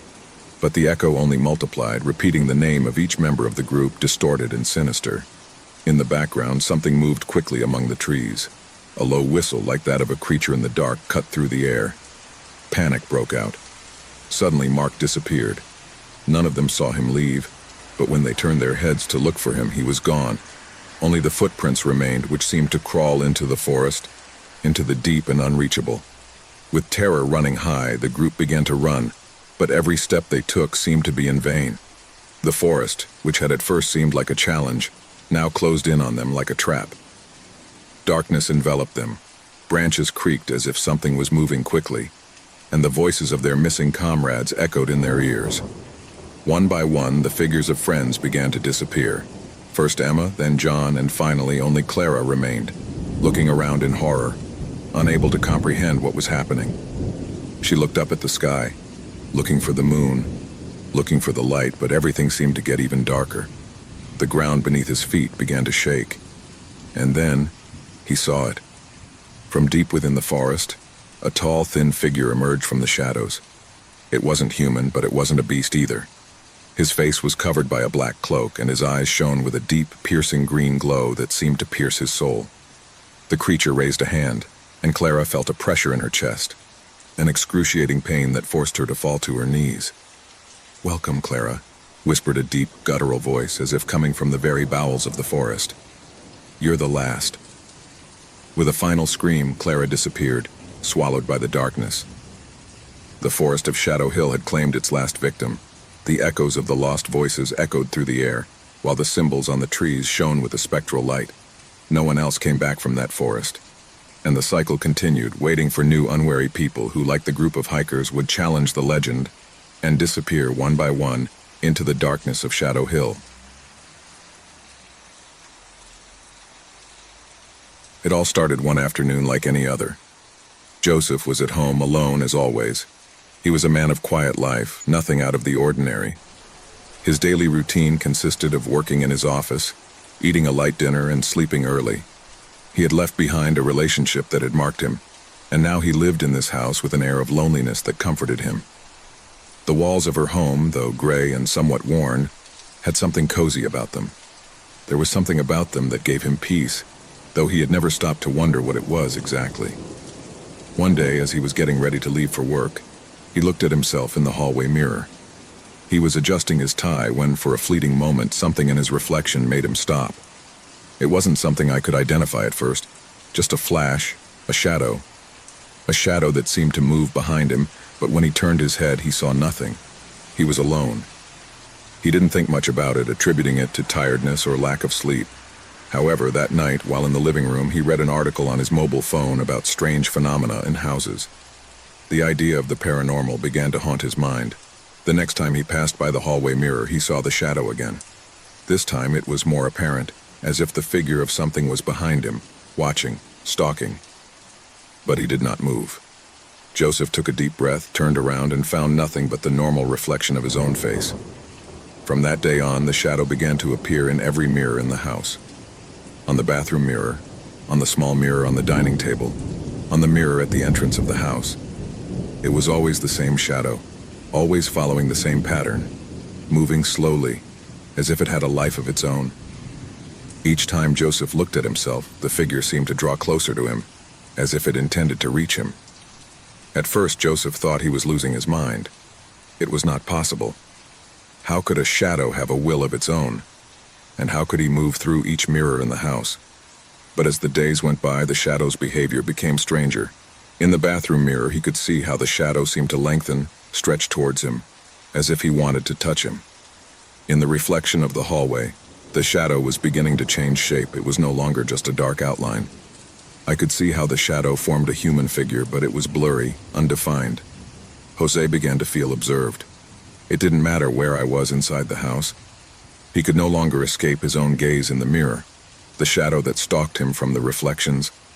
Every time I walked into a room and saw the mirror, I could feel the shadow getting closer and closer. He was no longer sure if he was only seeing what his mind was suggesting to him, or if somehow that shadow was actually following him. One night, after having been at home all day, the shadow became more apparent than ever. As Joseph walked down the hall, he felt a presence behind him. It wasn't like other times, when she had felt that something strange was happening to her when she looked in the mirrors. This time, the feeling was more real. The shadow in the hallway mirror seemed to move on its own, swirling around him as if to catch him. Joseph backed away quickly, his heart pounding. He looked around, but there was nothing in the house that could explain it. He ran to the dining room looking for something that could make sense of it all. Fear began to take hold of him. He couldn't comprehend what was happening, but he couldn't ignore it anymore. That night, he couldn't sleep. He decided to stay in the dining room without taking his eyes off the mirror. The shadow appeared again, sharper, more defined, drawing closer and closer to him. He was a human figure like a specter, but with something dark about his being. The shadow seemed to be breathing, waiting for the right moment to move forward. Jose could feel the air getting heavier around him. Fear invaded him completely. He decided that he had to do something, that he could not continue to live with that presence, with that figure that stalked him from the mirrors. But when he looked back into the hallway mirror, the shadow was closer than it had been before. This time, not only was he approaching, but he seemed to be moving towards him in a violent manner. Joseph felt his chest tighten, that something strange was happening. It was as if the shadow wanted to trap him, to possess him. Terrified, he tried to run out to the door, but before he could open it, the shadow materialized. He was no longer a mere figure reflected in mirrors. He had crossed over into the real world. Joseph could see the shadow take on human form, a disfigured-looking figure with empty eyes and an expression of anger and despair. The shadow surrounded him, and he, in his utter panic, couldn't move. Terror had paralyzed him. He wanted to scream, but his voice choked in his throat. The shadow began to whisper in his ear, incomprehensible words as if he were speaking to him in an ancient language, one that Joseph had never heard. Desperation invaded him completely. Fear had consumed him. He tried to back away, but he couldn't. The shadow kept him trapped. It was as if he were in an invisible prison that prevented him from escaping. The horror of what I was experiencing made everything even more real. The shadow not only followed him, now he touched him, brushed him with his cold hands, transmitting a feeling of pure evil. Joseph closed his eyes, trying to escape, but as he opened them, he realized that the shadow was completely above him. His hands were no longer cold but frozen, and they could feel him being dragged into the darkness from which he had emerged. Finally, the shadow absorbed him completely. There were no screams, no lights, no sign of life. Only the house remained silent. The mirror in the hallway, however, was still there, reflecting an empty image, that of an empty, gloomy room. From that day on, no one saw Joseph again. The house remained intact, but the mirrors never reflected the same again. In the hallway where Joseph had been trapped, the reflections were beginning to show a new figure, a shadow that moved slowly, waiting to be seen by the next one who dared to approach the mirror. The curse of reflection continued.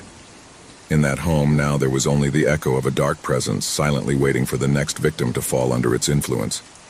No one knows what really happened to Joseph. What is clear is that, from that moment on, the shadows in the mirrors would never again be something innocent. Because sometimes what the glass reflects is not just a reflection, but something much more terrifying, something that can no longer be discarded by the human eye. Whitehaven Island, a small, isolated piece of land in the middle of the murky waters of the North Sea, had been a mystery for years. For a long time, the few inhabitants who remained on its shores lived a quiet life, without much contact with the rest of the world. The island, though small and modest, was steeped in ancient history, full of secrets buried under layers of land forgotten by time. But all that changed on a gray autumn afternoon when a group of tourists, in their eagerness to know the place and its mysteries, decided to venture on the island without knowing what awaited them. The group never returned. Local authorities, alarmed by the unexplained disappearance, sent several expeditions in search of the tourists, but never found a trace of their presence. Weeks turned into months, months into years, and the case of the missing from Whitehaven went from front-page news to a story forgotten by most. No one knew what had happened on the island. However, the rumors did not stop. 5 years after the group's demise, things began to change.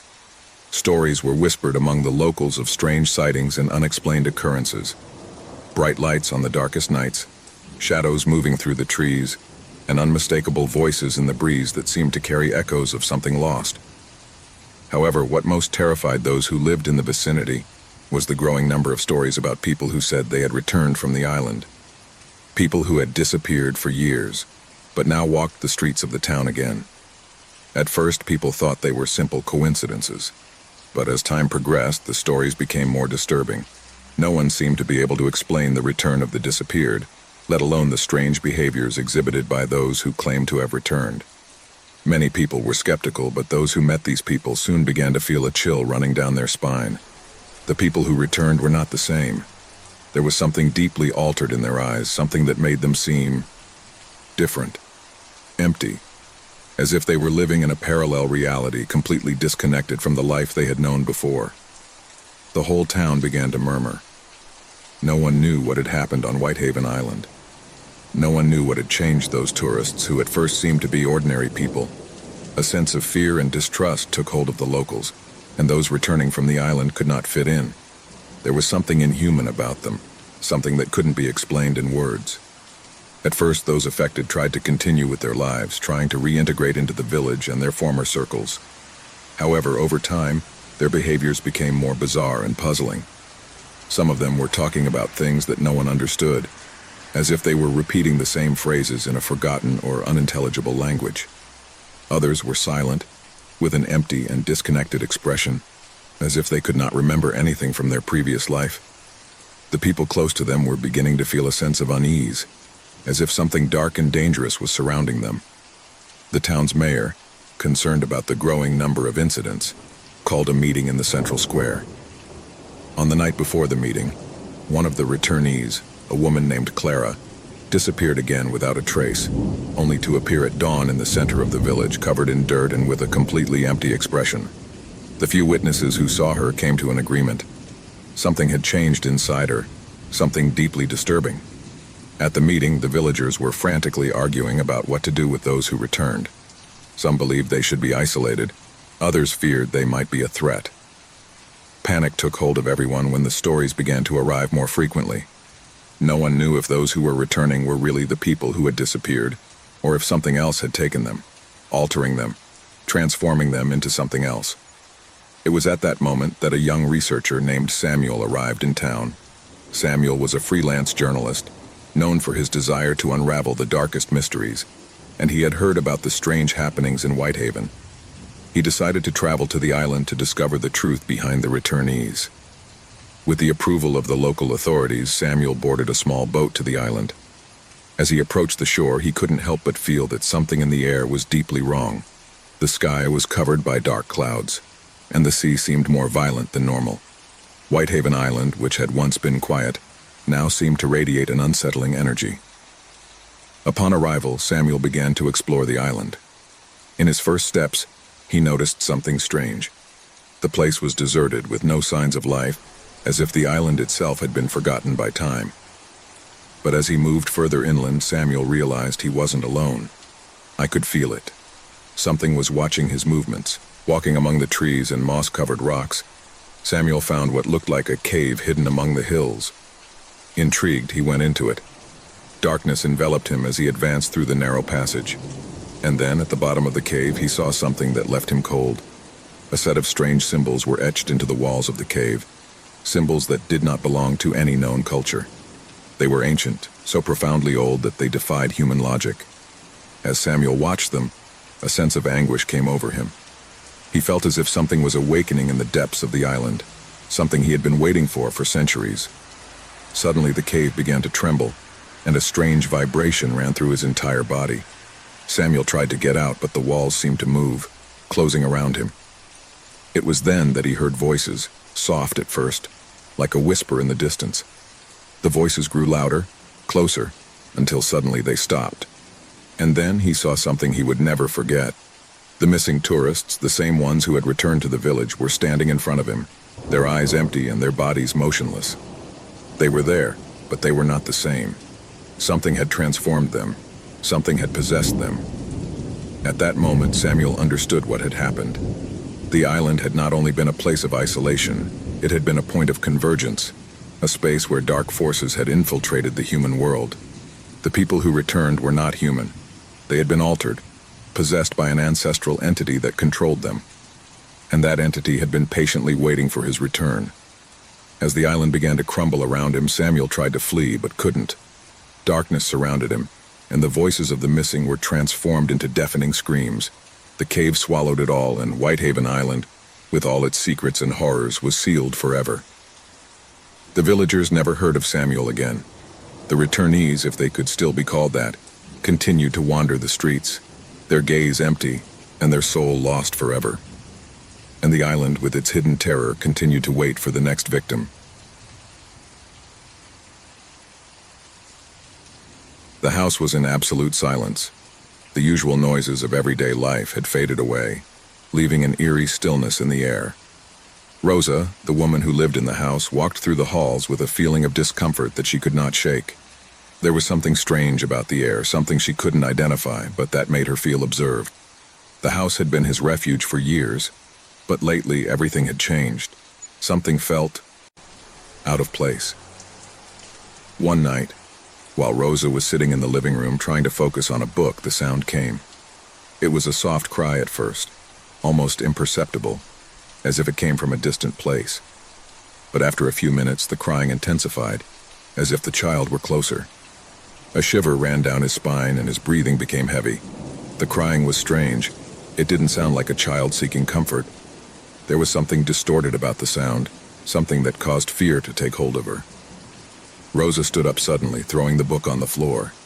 He walked towards the door of the hallway, looking cautiously around. The crying seemed to be coming from a specific place, a room at the end of the hallway.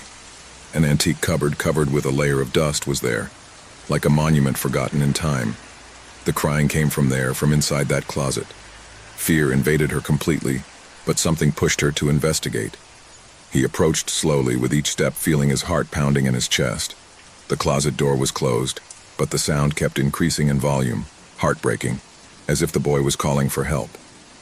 Rosa, with a mixture of curiosity and terror, reached out to the handle of the closet.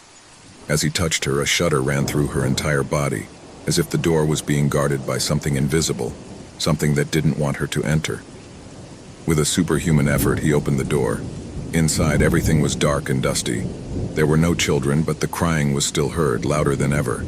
A cold air emanated from inside the closet, freezing his bones instantly. Rosa stepped forward, her breathing fluttering and her eyes adjusting to the darkness. Suddenly, a gust of cold wind caused the closet door to slam shut. Rosa turned around, terrified, but there was nothing. No children, no sound. Only the silence that had taken over the house again. However, fear was still nailed to his chest like an unbearable weight. She decided to go to her daughter's room to make sure she wasn't there, alone in the middle of the night. When she reached her door, something stopped her. A small whisper, almost inaudible, but enough to make his skin stand on end. He turned the knob and went in. His daughter slept soundly in his bed, his breathing calm. Rosa breathed a sigh of relief, but something was wrong. The boy in the closet couldn't be a dream. It couldn't be an illusion. There was something there, something I couldn't explain. The following days became stranger. Each night, the boy's cry seemed to resonate louder. Rosa tried to ignore him, thinking that perhaps he was imagining things. But every time she approached the closet, she felt a pressure in the air, as if she were being watched by something she couldn't see. A few days later, he decided to investigate further. She remembered that when she bought the house, the real estate agent had mentioned something about a former tenant who had mysteriously disappeared many years earlier. However, he never gave much importance to that story. Now I thought about it with a growing sense of horror. Rosa began to look for information about the history of the house. What she found left her speechless. The boy who had disappeared into the house was a little boy named Lucas, who had lived there with his mother.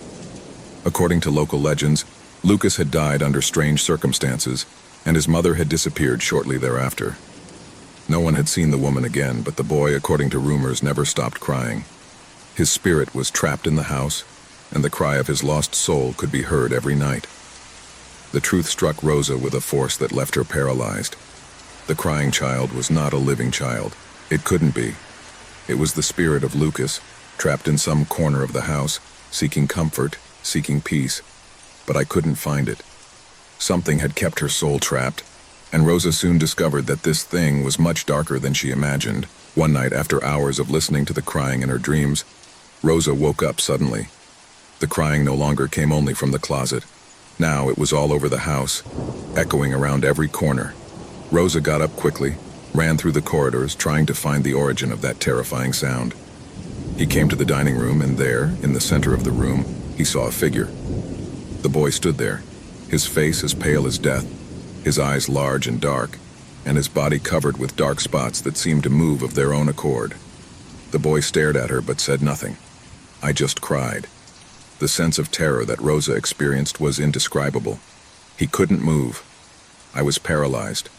She didn't know if the boy saw her or if her soul was simply lost, trapped in a state of eternal despair. The crying grew louder, more piercing, and Rosa felt the pressure in her chest increase. The air was thick, heavy, and seemed to get colder and colder. The child's figure began to fade, but his crying did not stop. Instead, a dark shadow emerged from the ground, taking the form of a monstrous figure. Rosa tried to back up, but her legs didn't respond. The creature advanced toward her, its icy breath enveloping the room, its vacant gaze piercing her. The creature slowly approached, and Rosa could see that its eyes were not human eyes. They were two dark, empty orbs like an endless abyss. A scream formed in her throat, but terror consumed her completely. The figure lunged at her, and before she could comprehend what was happening, the shadow enveloped her body, taking her soul, carrying her into the depths of darkness. The boy had been just a disguise, a facade for a much older, much more evil entity that had been stalking the house for generations. Rosa couldn't escape. The house had claimed her soul, as it had done so many others before her. Since then, the house has remained silent once again. No one dared to approach her. Passers-by said that on dark nights, they could hear the cry of a child, mixed with the whispers of something else. Something that would never stop hovering in the shadows of that empty house, waiting for the next lost soul to fall into its traps. And so, the legend of the boy in the closet became a warning to all who approached the house. No one ever forgot the terror that dwelt in its walls. No one except those who had already become part of its history.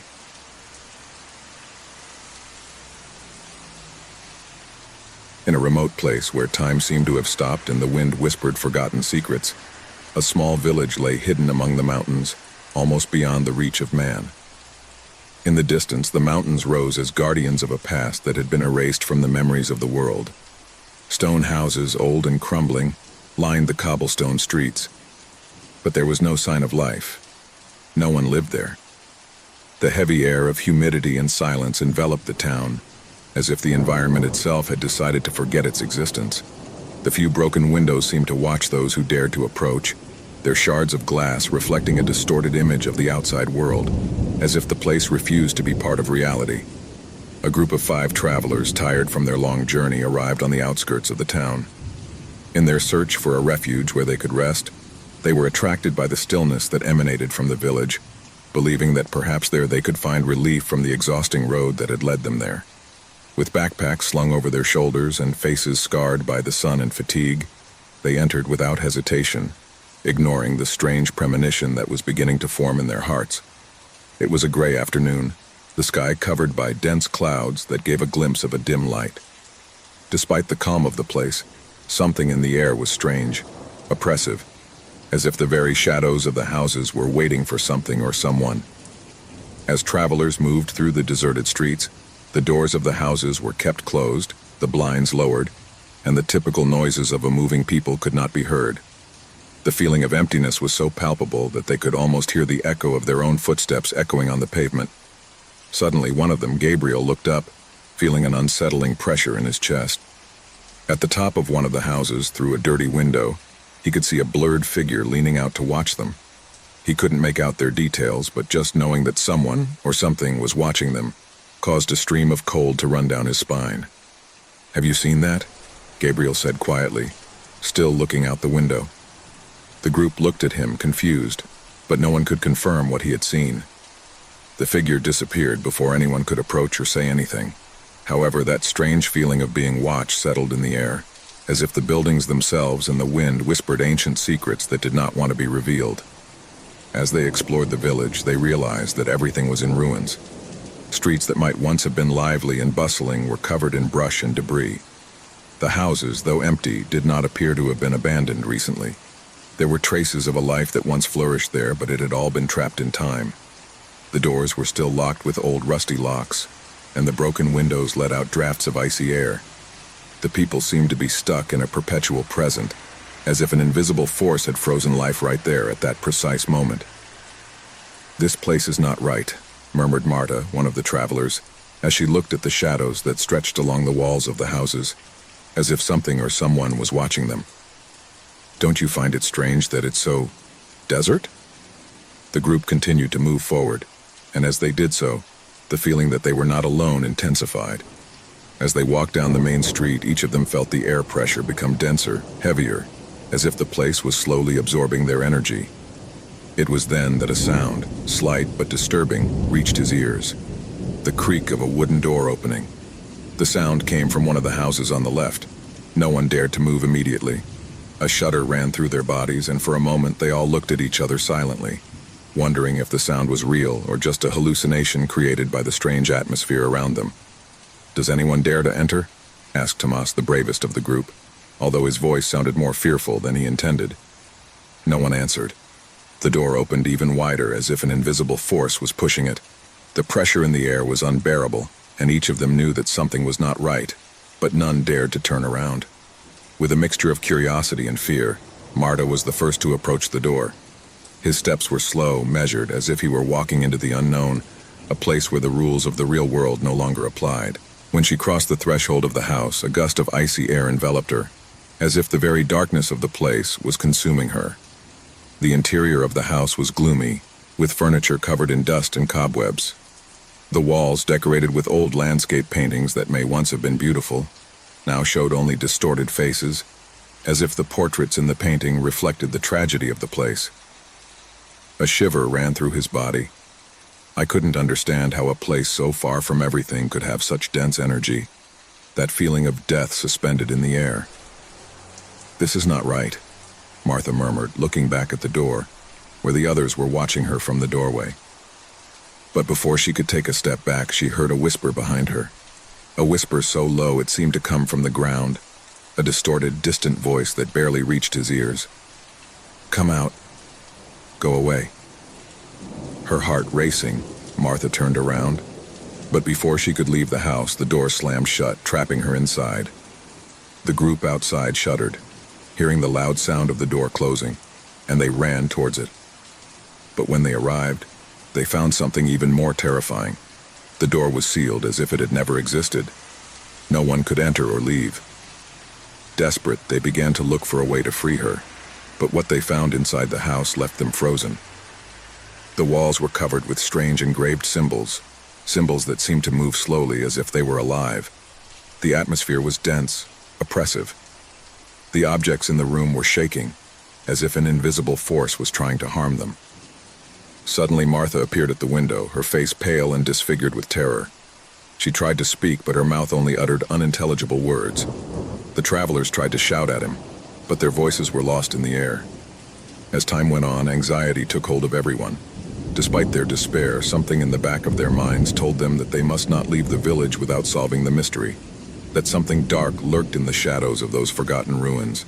No one could escape, but no one knew how to stop the nightmare. The shadows seemed to grow, lengthening as night fell. The people were alive, but not with the life they knew. He fed on fear, on the dread that was beginning to settle in their hearts. As the hours progressed, the figures began to appear again in the broken windows, staring at them with empty eyes, the eyes of those they never forgot. Each of the travelers began to hear whispers in their ears, soft but disturbing voices telling them different things. Some asked them to stay, that the people needed them. Others ordered them to flee before it was too late. The walls, the ceilings, the windows, everything seemed to come to life, changing, twisting, and every corner of the house seemed to want to devour them. Panic turned to pure terror when, without warning, a figure materialized in front of them. A woman with a pale face and eyes as dark as the night. His presence was so overwhelming that everything around him disappeared, and all that remained was his haunting figure, floating in the air. "They stay with us. Everyone must stay," the woman said in a raspy voice.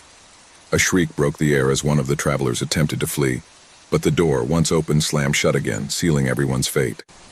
As darkness enveloped them completely, they understood the cruel truth. The forgotten people would no longer let them go. They were part of their history, part of their eternal cycle of terror, doomed to be watched, and ultimately forgotten by all but those who dared to enter. In the end, all that remained were the shadows. The wind was blowing hard that autumn afternoon when Clara arrived at the house. She had decided to call her new home. After months of a hectic life, of pain that he could not let go, he finally sat behind the wheel of his car, looking towards the horizon as the last light of the day slowly disappeared. The house was all he had left, a desperate option, a way to escape from everything he had left behind. He needed peace, some calm that would allow him to start over. The house was imposing in its antiquity, with stone walls that seemed to have stood the test of centuries. The glass windows were tall and narrow, as if they wanted to see the world but at the same time avoid it. The wooden door creaked as he pushed it open, and Clara felt a strange vibration in the air, a sense of something watching. He shook his head, trying to ignore the thought. Perhaps it was just the fear of the unknown, of what he had not yet had time to explore. At first, the days at home seemed normal. Clara spent her mornings unpacking and cleaning, getting used to the noises of the old house, the creaking of the wood under her feet, the wind whispering through the cracks in the windows. None of that troubled her. But one night, everything changed. She was lying on her bed when a murmur under the door of her room woke her up. At first, he thought it was the wind, but then he made out words. Those were his own words. He heard fragments of a conversation that he did not remember having, phrases that sounded familiar, but that he did not know where they came from. He got out of bed, his heart pounding in his chest. He approached the door cautiously, the heavy air of inexplicable tension. He opened the door slowly, but no one was there. There was no trace of what he had heard. A hallucination? She thought, taking a breath, but something inside her knew it wasn't. Panic began to slowly rise in his chest. The house was not normal. Something strange was happening. From that night on, the echoes continued. They were not always the same words, nor the same phrases. Sometimes echoes would come from the kitchen as she cooked. Other times they were in the hallway, muttering in a language she didn't understand, but somehow made her feel trapped, as if those voices were coming from a deep, dark place beyond the visible. She began to notice that the echoes were not only repeating what she had said in the past few days, but also what had not yet happened.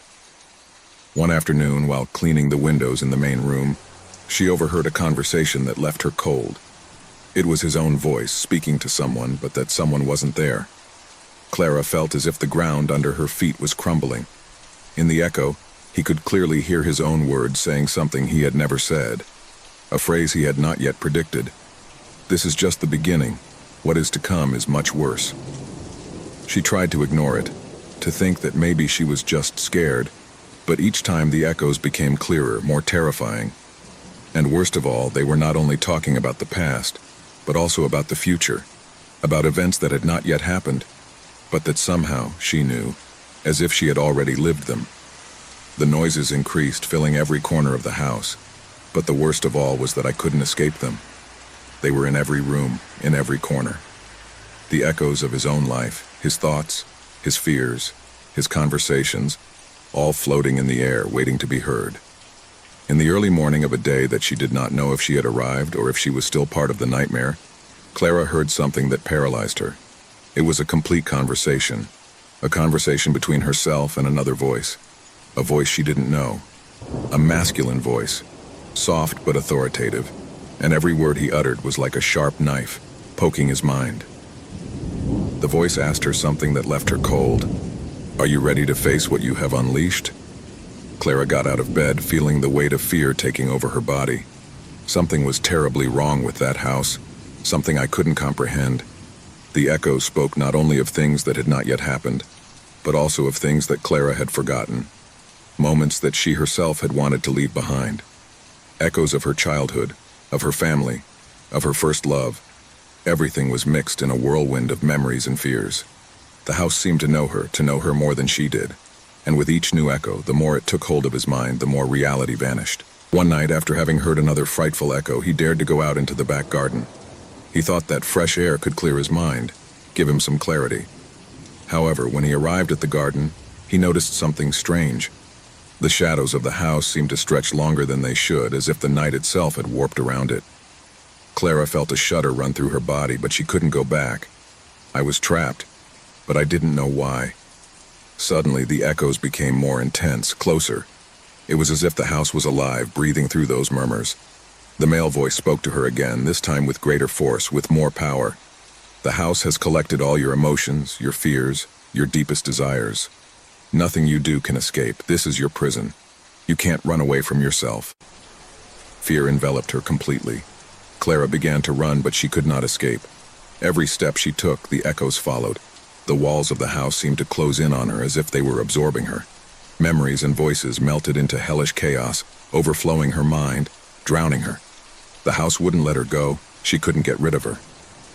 Finally, Clara found what she had been looking for, the way out. She ran towards the front door, wishing with all her soul for it to be over. But upon getting there, the door closed on its own, as if it was being pushed from within. The walls rumbled with distorted echoes, and Clara knew at that moment that she could not escape. The house had completely absorbed her. The house was already part of it.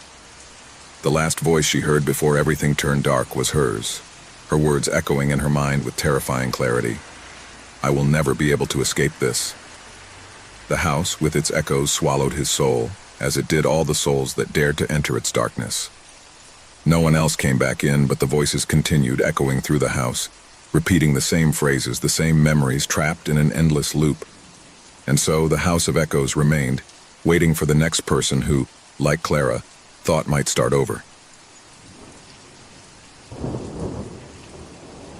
The icy wind was blowing against the windows of the train.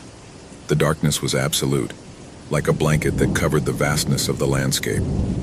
No one was on board except her. A woman with a pale face and restless eyes, sitting on an empty seat, was looking out the window, looking for something in the nothingness that could give her an answer. Her name was Clara, and she had taken the train for reasons she could hardly remember. A call in the early morning, an urgent warning that had dragged her on this endless journey. It didn't matter that it was late or that the train was so strange. His destiny seemed unshakable. The train moved forward without stopping, through a desolate and gloomy landscape. The trees seemed to die in their wake, their shadows spreading like specters crawling over the frozen ground. The only light was the dim light that came from the train lamps, creating more shadows than light. Clara couldn't take her eyes off the window. Sometimes I thought I saw figures moving in the dark, but when I looked again, nothing was there. She thought that maybe fatigue was starting to get to her, that the endless hours on the train were confusing her. The sound of the train was constant, like a dull murmur, accompanied by the creaking of the rails that seemed to intensify as time passed. Across the aisle, Clara observed the closed doors of the carriages. Something in the air had changed, but he didn't know what. The feeling of being watched took hold of her. He got up from his seat with effort, his legs trembling from the lack of movement.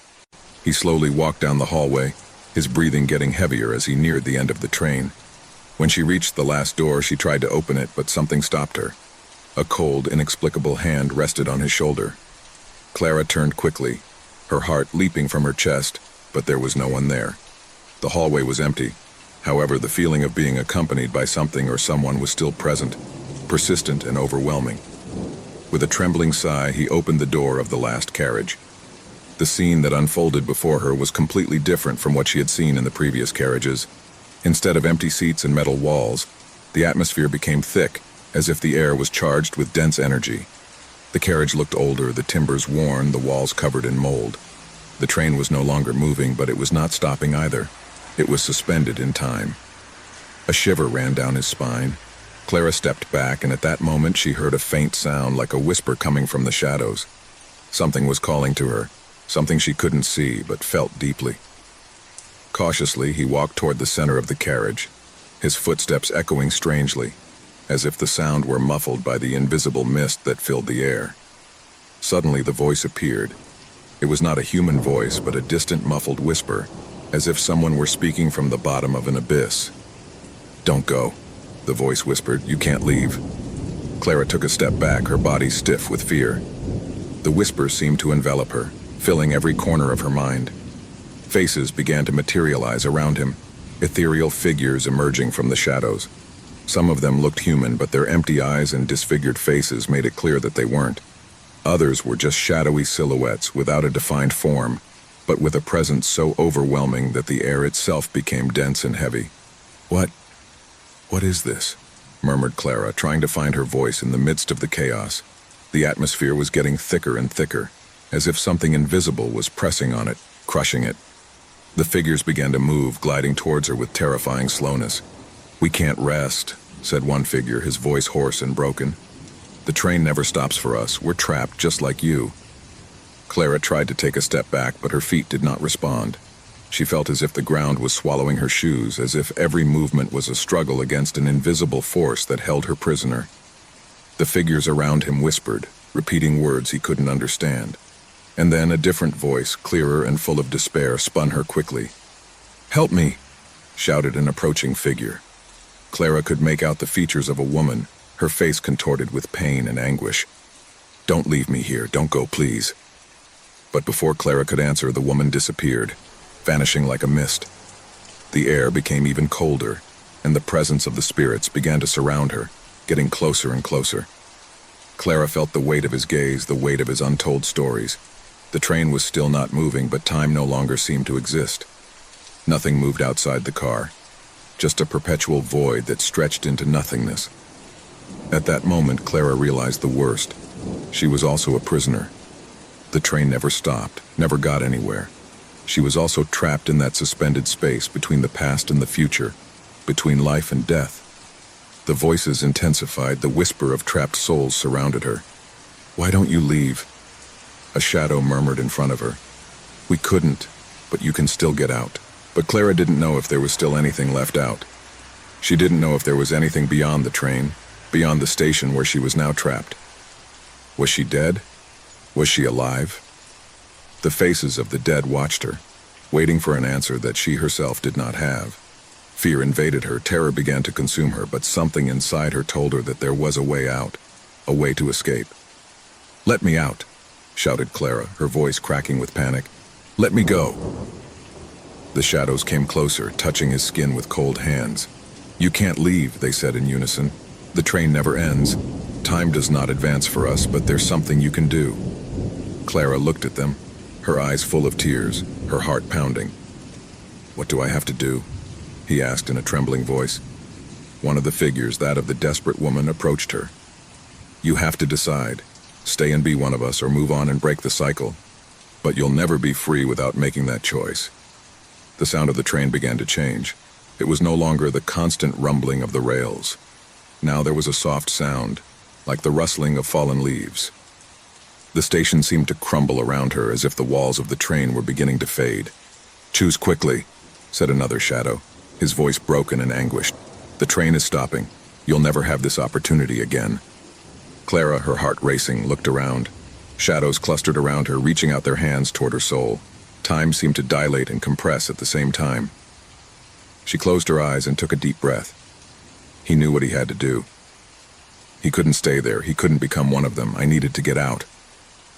Suddenly, the train stopped. A deep silence invaded the space. The darkness around him slowly dissolved, and Clara found herself back at the station, the fresh air beating down on her face. She was no longer alone. The shadows, the ghosts had vanished, and the station had ceased to exist. The train had come to an end, but Clara had also left the last station behind. She wasn't trapped, and though terror had been his companion all this time, he now understood that he had chosen freedom. No matter what came next, she had decided to continue, and with that decision, the train and the fear disappeared forever. The small village of San Esteban, nestled in the mountains and surrounded by the thick forest, seemed a quiet place. The stone houses, the red-tiled roofs, and the cobbled streets gave a feeling of serenity, almost from another time. However, beneath that apparent calm, something dark and fearsome had stalked its inhabitants since time immemorial.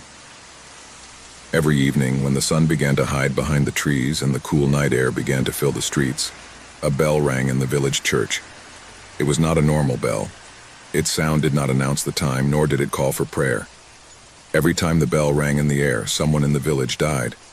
No one knew how or why, but everyone knew that the sound was an omen. A death was about to come. The bell was the soul of the people, the dark conscience that kept the balance of fear. The villagers knew this, and though superstition had plagued them for generations, none could escape the unease of hearing its chime. The bell, with its deep, dull sound, was a sentence, and everyone lived under its shadow. Among the inhabitants of San Esteban, no one dared to ask too much. No one wanted to investigate the origins of the bell, for it had always been said that anyone who tried would meet an even more gruesome death. However, that apparent tranquility, the resigned acceptance of fate, was going to be upset one autumn afternoon. That afternoon, the town was full of rumors. The bell had rung louder than usual. No one remembered hearing such a brutal ringing or so often. For some, the sound was so heartbreaking that houses shook. One woman, Araceli, felt the air thicken, as if the atmosphere itself was saturated with something more than fear. His hands twitched as he heard the deep vibration of the metal. His mother, who had always been very superstitious, had told him stories about the bell. He had always said that sound was a reflection of what would happen, and that the louder it was heard, the more imminent death was. That same night, when the shadows were already lengthening in the streets and the trees were rustling in the wind, Araceli walked home, quickening her pace. At first he thought it was his mind playing tricks, but as he approached the edge of the village, he saw a stooped figure, standing, looking toward the church. He was a man of the people, Javier, known for his solitary character. His face was distorted, his eyes fixed on the horizon, unable to look away. "Javier," Araceli called him. "Are you okay?" The man did not react. He didn't seem to hear her. Then a shudder ran through Araceli's body when she heard again the bell ringing. It was a long, deep sound that seemed to resonate in his bones. It was the harbinger of death. Javier's figure began to move slowly as if he were shedding an invisible weight, and with each step he took, his eyes seemed to lose their focus. Darkness enveloped him. Araceli, horrified, approached cautiously. It was then that he saw Javier's hand tremble in the air, as if he were looking for something that did not exist. Javier's scream was the last thing Araceli heard before the bell rang again. Once again the bell rose, and with its echo, death took its form. Javier fell to the ground like a broken wrist as his body began to be claimed by the darkness. Someone had died, and the people, as always, did not know how or why. From that night on, things began to change. People began to see shadows they couldn't explain, murmurs that crossed the streets in silence. No one could be sure they were safe. The inhabitants of San Esteban knew that when the bell rang, death was near, but they never expected that this closeness would become more palpable than ever. Every time the bell rang, someone disappeared. Children no longer played in the streets in the evening. Adults were rushing to close their doors and windows. No one wanted to be next. No one could predict who would be the next to fall. The bell resounded so loudly that it felt as if its echo pierced the bones. There was no peace. There was no hope. People started talking. Some said that the bell had been cursed since its creation. Others believed that someone from deep within the church had invoked a dark force to punish the people. The most superstitious said that the bell would only be silent when all the inhabitants of San Esteban were dead, one by one. And as if it were a sign, a new wave of panic quickly spread through the village. Some tried to flee, but those who did never returned. The roads around St. Stephen's seemed to close behind them, as if an invisible veil separated them from the outside world. People who ventured too far did not return, and those who did were empty-eyed, as if they had seen something that could not be explained. Finally, a group of brave people decided to face the unknown. They went inside the church to investigate the origin of the bell. Araceli, distraught but determined, joined the group, wanting to understand what was happening. They couldn't sit idly by while death took away more and more people. What they found inside the church was more terrifying than anyone could have imagined. The bell, suspended in the air, seemed to radiate a dark energy, as if it were alive. No one dared to approach. The bell, its metal blackened by the passage of time, vibrated gently. The walls of the church creaked as if something was about to break. The clocks of the church, without any explanation, marked the exact same time, the hour of death. At that moment, Araceli felt a presence behind her. He turned quickly, but all he could see was an imposing shadow, a masked figure emerging from the darkness. The bell, now fully resonant, emitted a thunderous sound that made the ground beneath his feet tremble. One by one, the brave ones fell, as if the air itself had become poisonous. Araceli was the last to be left standing. As the echo of the bell echoed in his chest, he realized that death was not something that could be avoided, that the bell was not a mere instrument of warning, but the very face of death. The figure that had stalked her, the shadow that had watched her for so long, slowly approached. "It's too late for everyone, child," whispered the shadow. Before Araceli could react, the bell rang for the last time.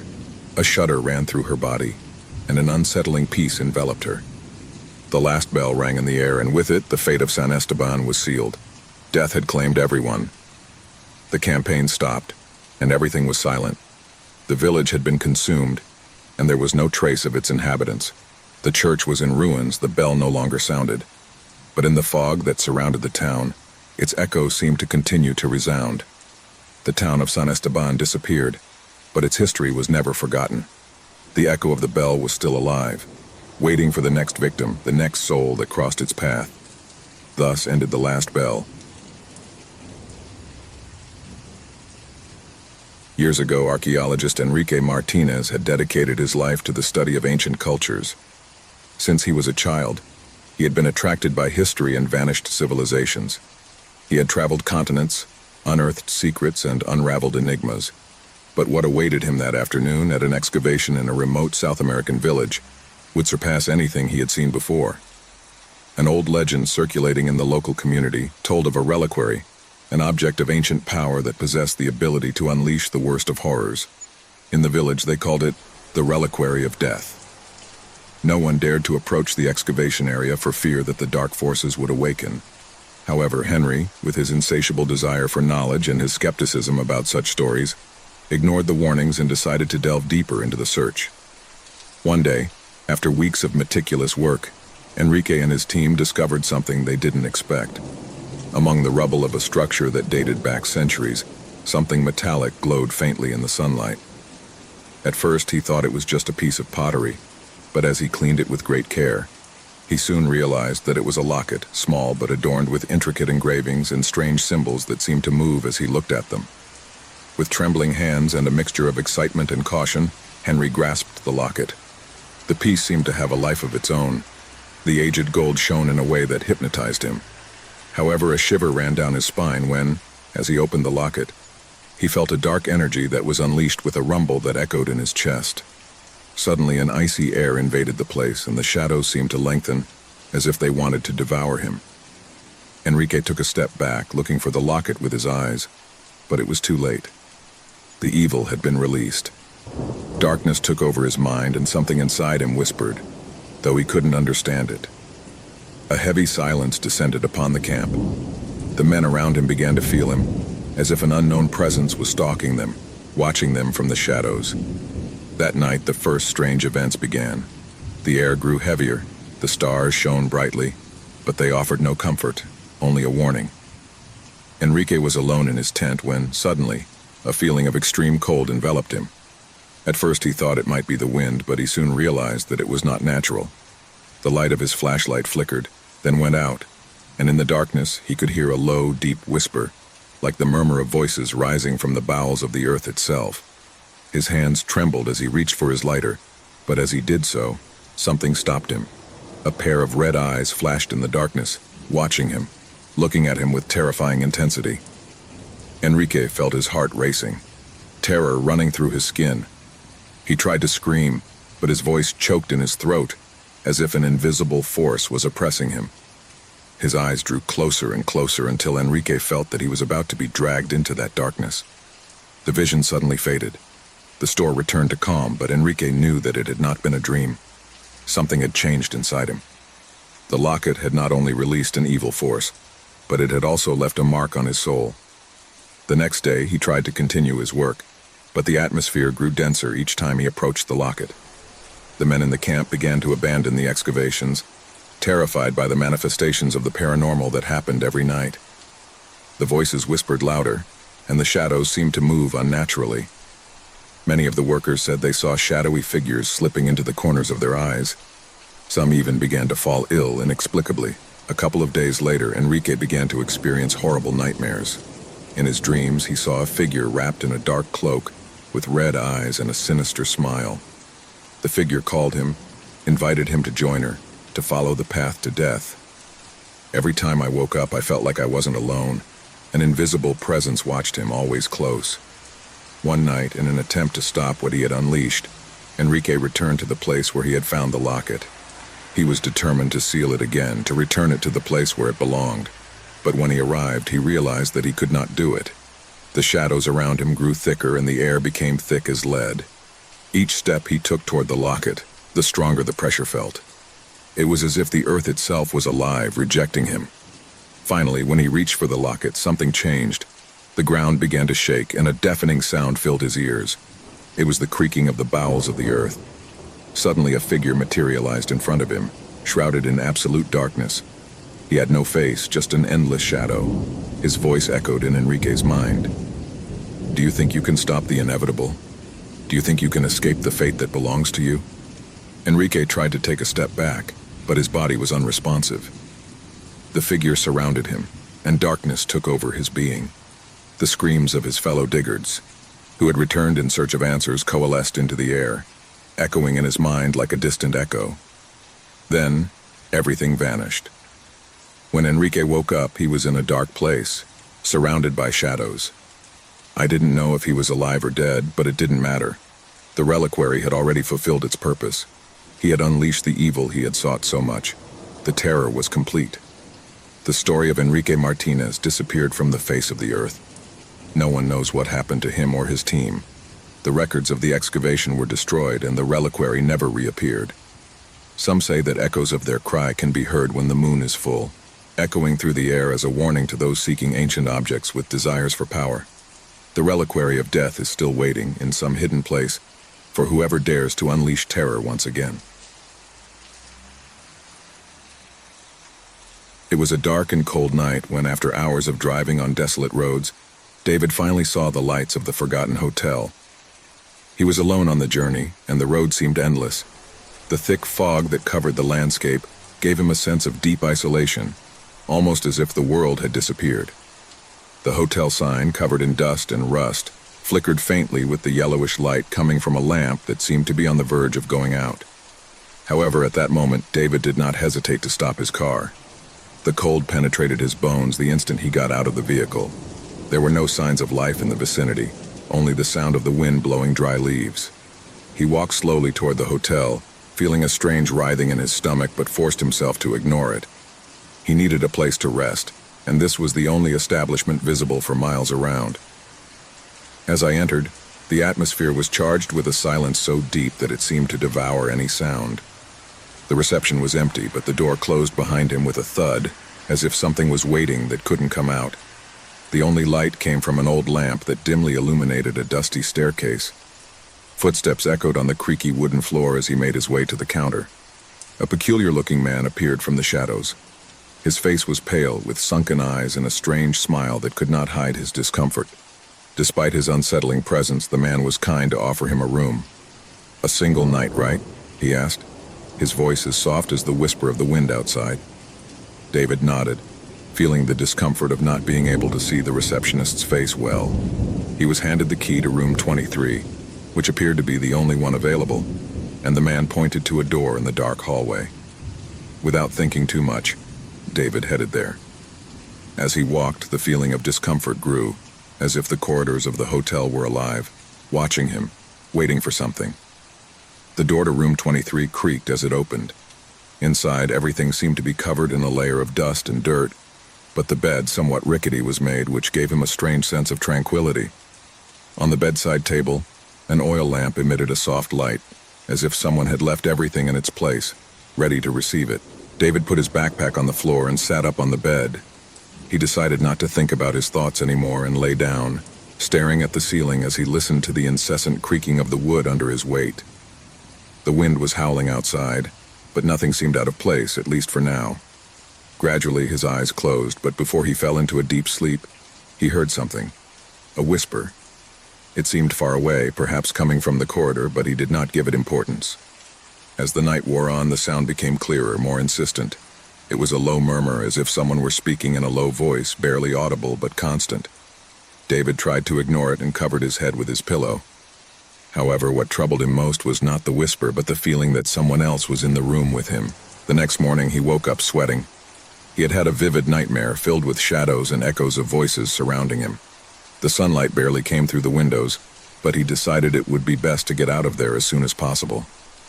However, when trying to leave, something strange happened. The door to the room wouldn't open. He tried to turn the handle hard, but it wouldn't move. A cold sweat began to run down his forehead as he felt panic wash over him. Suddenly, a soft, distant laugh could be heard behind him. He turned quickly, but no one was there. Fear caught up with him quickly, and his breathing quickened. He started banging on the door in desperation. But when he looked down, something caught his attention. On the ground, there were footprint marks as if someone had walked there. They were large and heavy, and seemed to vanish into thin air as if they had never existed. The atmosphere in the room felt denser, and a shudder ran through his body as he saw footprints begin to form around him. The door slammed open, leaving him with his heart racing and his body tense with fear. A dark corridor awaited him, a corridor where the shadows seemed to move strangely, as if they were watching his footsteps. He advanced cautiously, fearing what he might find, but when he reached the end of the hall, he saw a figure. A man standing in front of the window, staring out. The man was of a slim build with a gloomy face, and his figure seemed to emanate a sense of deep sadness. David approached, but the man did not move. When he was close enough, the man spoke without turning. "Did you stay overnight?" he asked, his voice soft, like a whisper lost in the wind. David nodded, not knowing what to answer. The man turned it around slowly, and that's when David saw it right. His face was marked by scars and wrinkles, but the worst thing was his empty gaze, as if his soul had been ripped from his body. The feeling of terror enveloped David, and he felt a shudder in his spine. "This hotel is full of shadows," the man continued. "Shadows of those who died here. No one leaves, no one escapes. David backed away, feeling the terror paralyze him. He wanted to flee, but his legs did not respond. The man began to walk toward him, and with each step, his body faded further until he became a shadow, an ethereal presence surrounding David. "You're going to stay here with us, just like the others." The room began to darken around him. The light from the oil lamp suddenly went out, and the corridor was filled with twisted shadows, figures floating aimlessly, slowly moving towards him. The feeling of despair enveloped him. He was no longer alone. The place became a prison, and the shadows of the people who had died there surrounded it.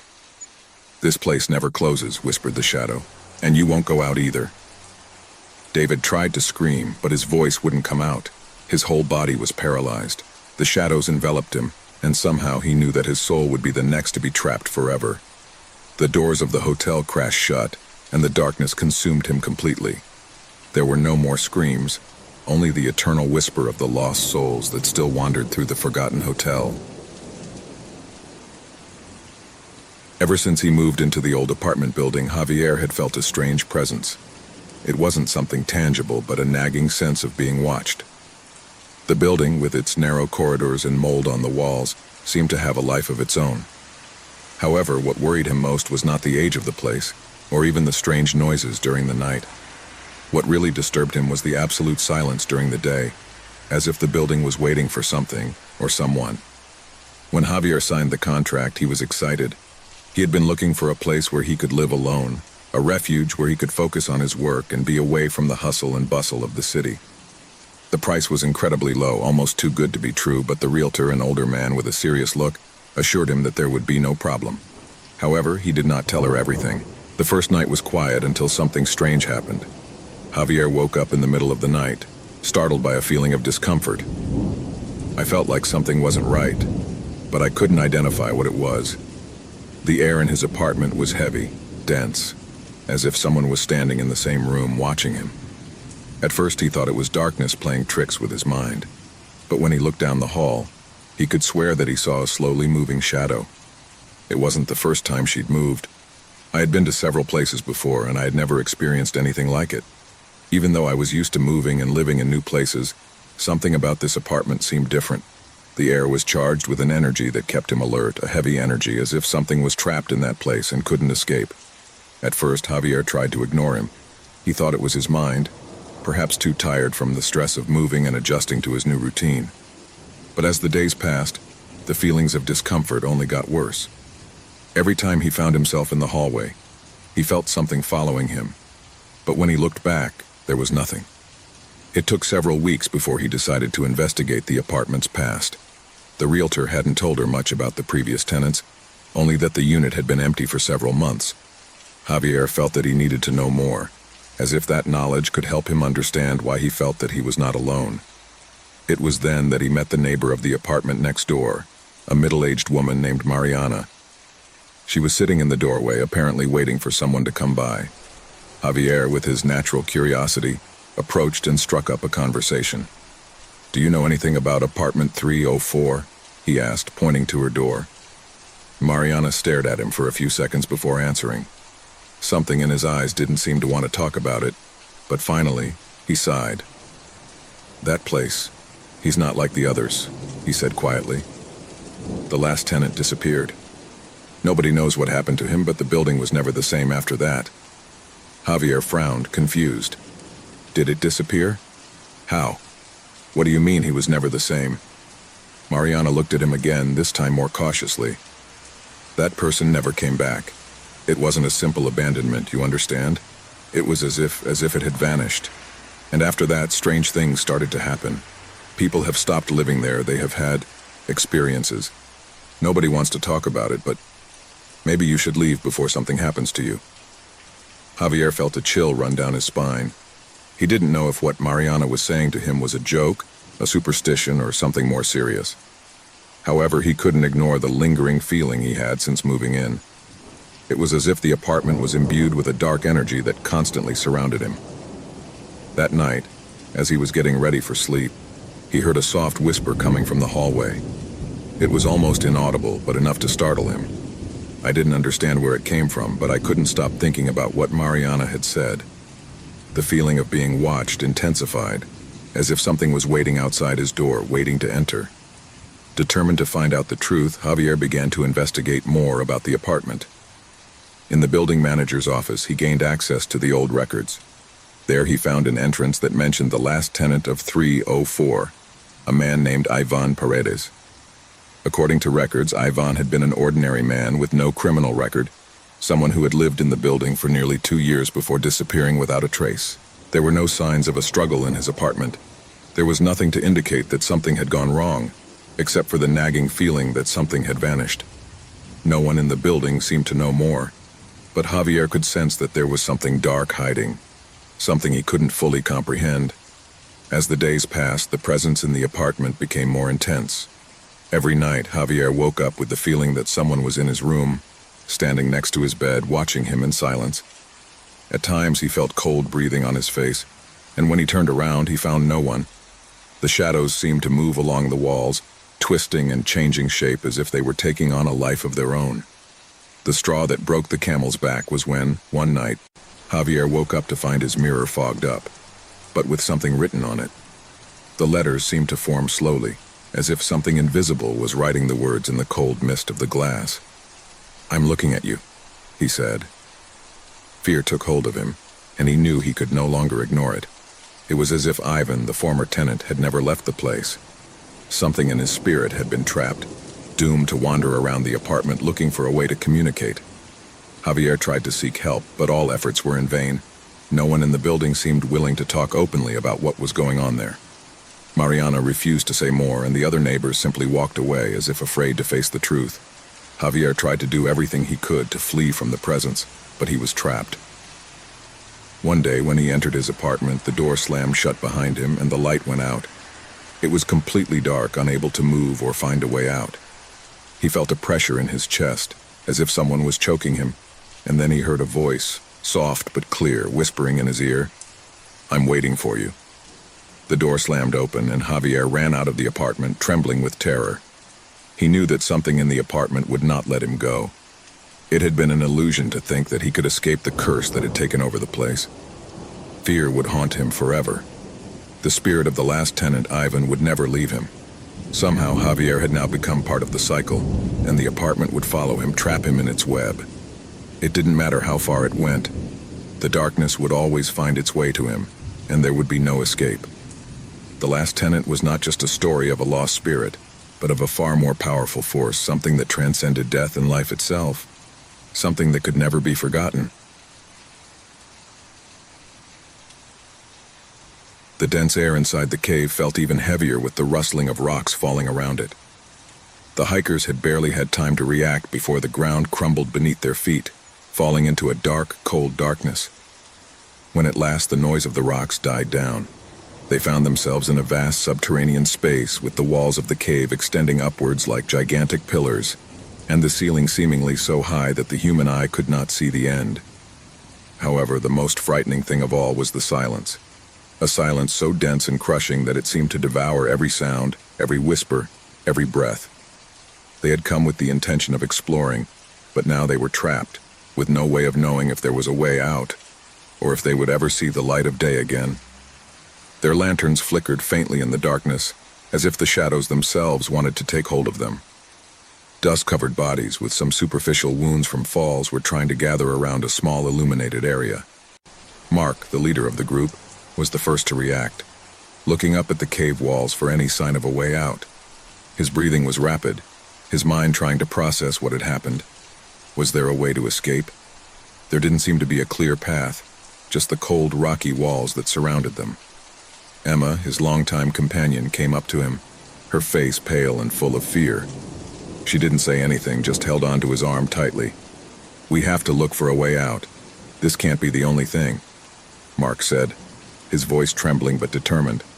The group, which had arrived as a simple excursion, was now caught up in something much more terrifying.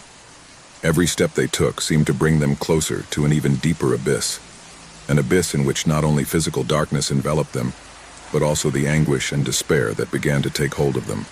In the midst of the chaos and bewilderment, suddenly, something changed. Faint whispers, barely audible, began to fill the air. The group members stopped, their hearts pounding. The whispers were empty, as if coming from the very walls of the cave. There was no clear source, but everyone could feel them, like a presence moving, waiting. Fear began to grow within them, like a tangible presence surrounding them. "You heard that, didn't you?"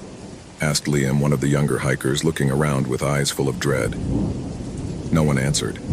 Everyone was listening, but the silence remained like a veil over them, increasing the feeling that someone was watching them. "We must keep walking," Mark said finally, his voice breaking but firm. "Maybe we can find a way out if we keep moving forward." He tried to restore the calm that everyone was beginning to lose, but deep down, he knew that anxiety was consuming him as much as everyone else. With slow steps, the group moved forward, their flashlights illuminating the contours of the walls. The sound of his footsteps echoed through the vastness of the cave, as if the echo of each movement multiplied, amplified by the darkness.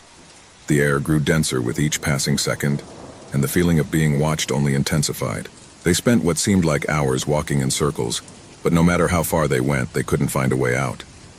Each turn led them to a new fork in the underground labyrinth, but none seemed to lead to anything more than a new darkness, deeper and more unnerving than the last.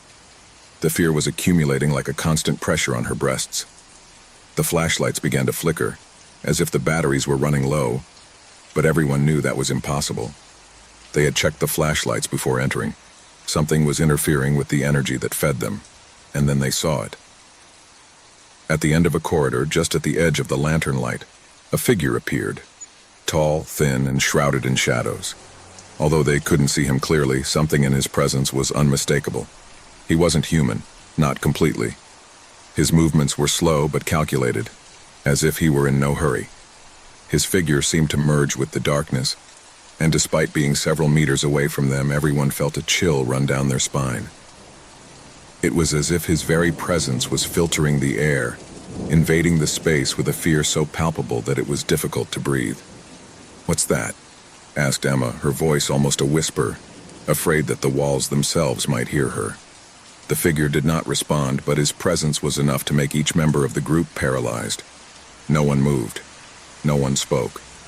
Only the sound of his heavy breaths filled the air.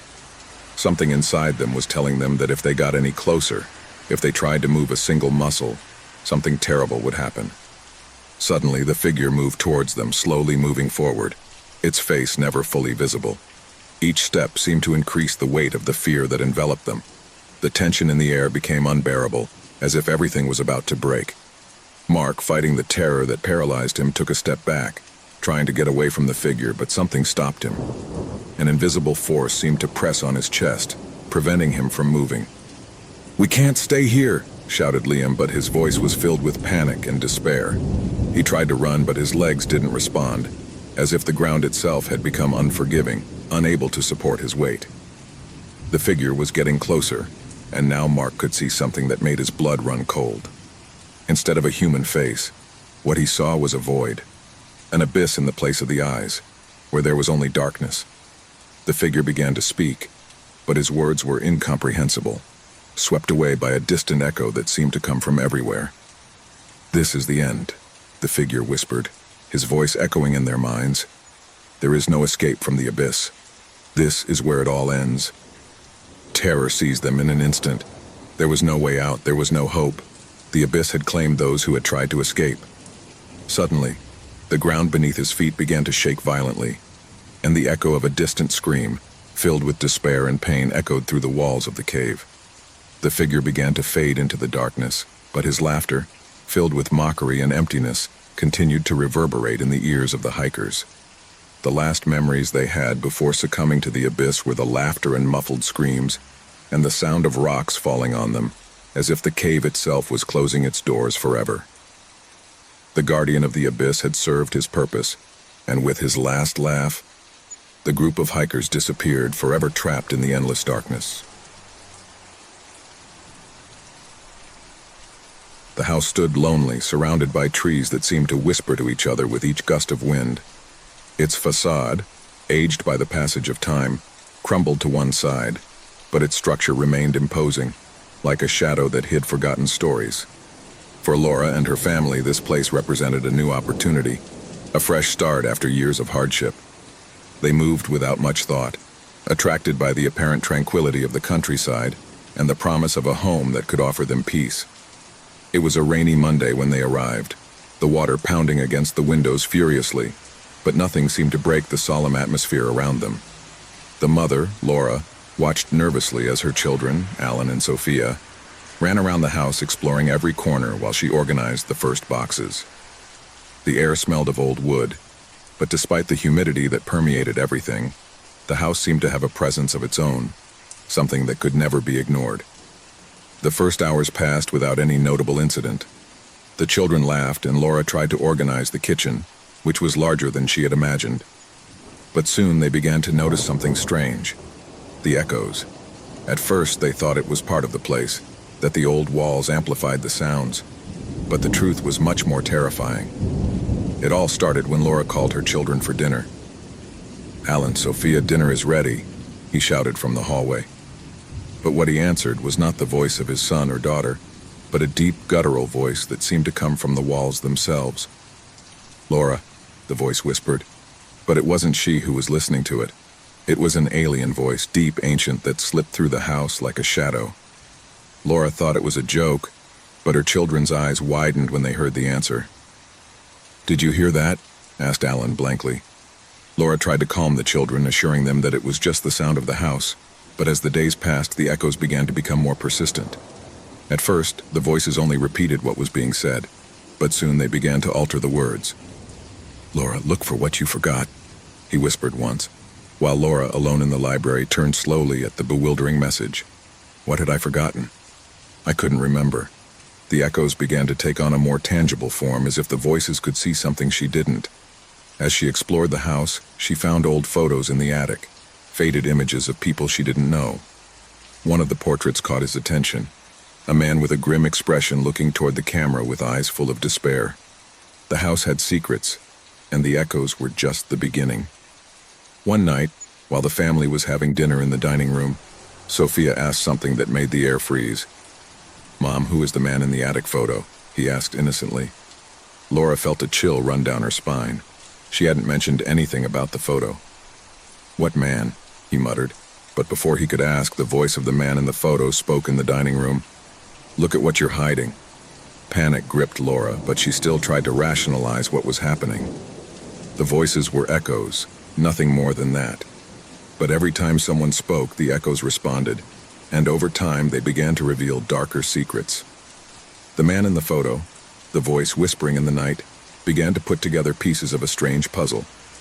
That house had not only been his refuge, but also his prison. Laura began to investigate the history of the house, but the more she investigated, the more terrifying the revelation became. The house had originally been built by a man named Samuel, a hermit who had disappeared without a trace, but not before he had committed terrible acts. He had used the house as a refuge for those he had recruited from other nearby villages. No one knew for sure what was going on within the walls of the mansion, but the echoes, the whispers of those who had passed by, had never been extinguished. One night, while Laura was sleeping in her room, something strange happened. The echoes grew louder and louder, more intense until they began to transform into heart-rending screams. "Help, help me!" shouted a female voice, and Laura woke up breathing heavily. He got out of bed trembling and walked down the hall. In the mirror at the entrance, she saw her reflection, but she was not alone. Someone else was there, a shadow that vanished before he could scream. That same night, Alan and Sophia began to have nightmares. They woke up sobbing, terrified by the voices that spoke to them from the walls. "We are here with you," whispered the voices, as if they were trapped in the place. It wasn't just a game. It wasn't just an old house. They were trapped in something much bigger, something darker. Anxiety was building up in Laura. As the days went by, the echoes began to reveal more personal, deeper things. "Your mother is in danger," the voices whispered to Sophia, and then to Alan before they could tell Laura. Something was crumbling in the walls, and she could feel it. One day, Laura returned to the attic and found something that left her cold. A small old leather notebook, full of words written in dark ink. The words were written in a hurried manner, with palpable desperation. It was Samuel's story, but it was also his family's. He had invoked a dark covenant, one that bound him to the house forever, and to all those who moved there. He had used his own children. He had done horrible things to them, and the echoes were their trapped souls doomed to repeat their cries eternally. Laura tried to destroy the notebook, burn it, but the echoes increased in intensity, and the voices began to scream louder. "You can't escape," said the voices, ringing in their ears, filled with hatred and despair. When she tried to flee with her children, Laura realized that the house would not let them leave. The doors slammed shut, the windows were tightly sealed, and echoes filled every corner. At that moment, the family understood the truth. The echoes were not only voices that responded to what they said. They were voices that revealed what had happened in the house, the sins committed by those who had lived there before. And now the family was caught in that same curse. Laura, in her desperation, tried to remember everything she had learned about the house, about the pact that had bound souls to those walls. But there was no way out. The voices increased in intensity, filling the house with a deafening roar. "They're here to stay," the final voice rang out, and with one last cry of terror, Laura and her family joined the echoes. The House of Echoes had claimed its last victim, and the voices continued to repeat their secrets, eternally trapped in the walls of that forgotten mansion.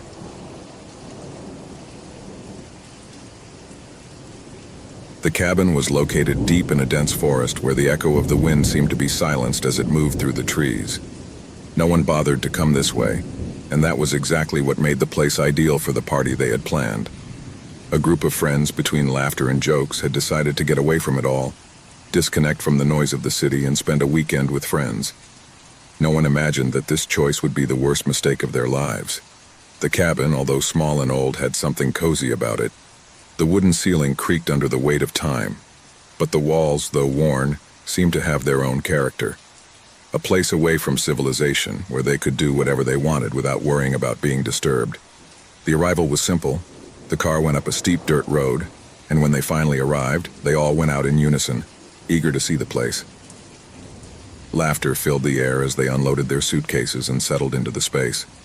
Night after night, the group became more and more relaxed. They talked about everything: old stories, anecdotes, rumors that were told about that part of the forest. But no one at the time stopped to think about the meaning of those stories. The idea that the place was marked by something strange, something they shouldn't have touched, was just superstition. That night, the temperature had dropped dramatically. The flames of the fire crackled, warming the central room where they stood. Candlelight flickered, creating shadows that danced against the walls, and laughter followed one after another, while the group played a board game without worrying about time. It was a typical winter night in the woods, but when the conversation began to wane, something in the air changed. The breeze that was once gentle transformed into a strange whisper, as if something was watching.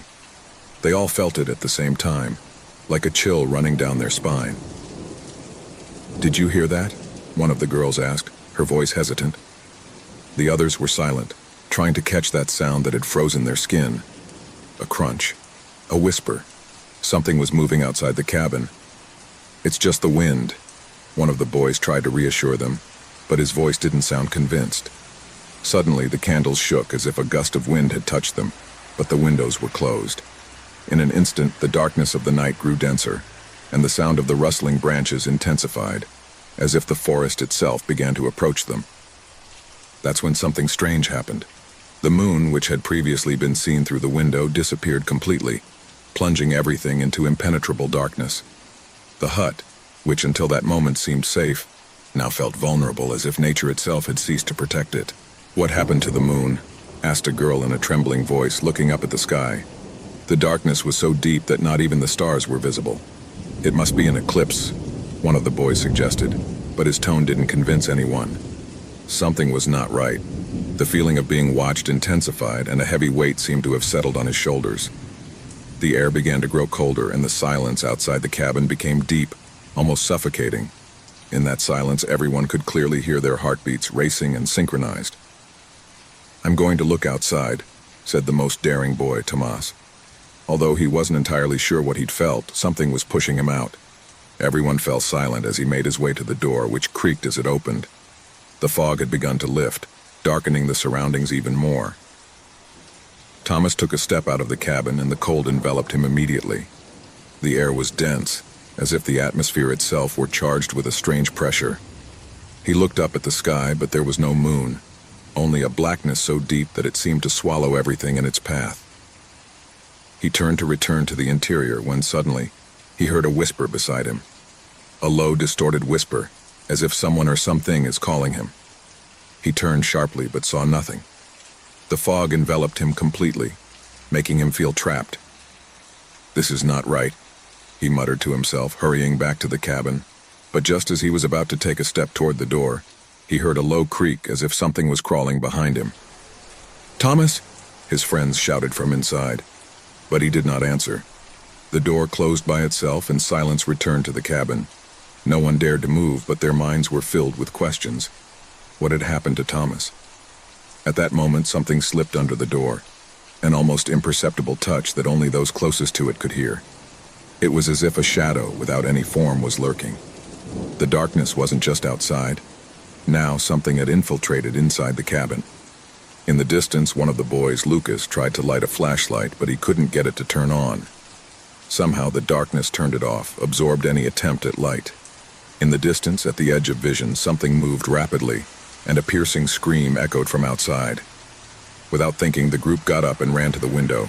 But when they looked, they saw nothing, only more darkness. Something was stalking them, something hiding in the shadows, waiting for the right moment to strike. But the worst was not what they could see. It was what they could not see. As the hours passed, the tension in the cabin increased. Fear took hold of each of them, and soon paranoia set in. No one wanted to be alone. No one dared to go out into the dark. They were trapped. Something was stalking them, and the moon, which no longer existed, had shown them the true face of that darkness that surrounded them. But no one yet knew what was stalking them or how they could escape. All they knew was that if they didn't find a solution soon, one by one they would disappear, swallowed by the same darkness that had surrounded them that moonless night.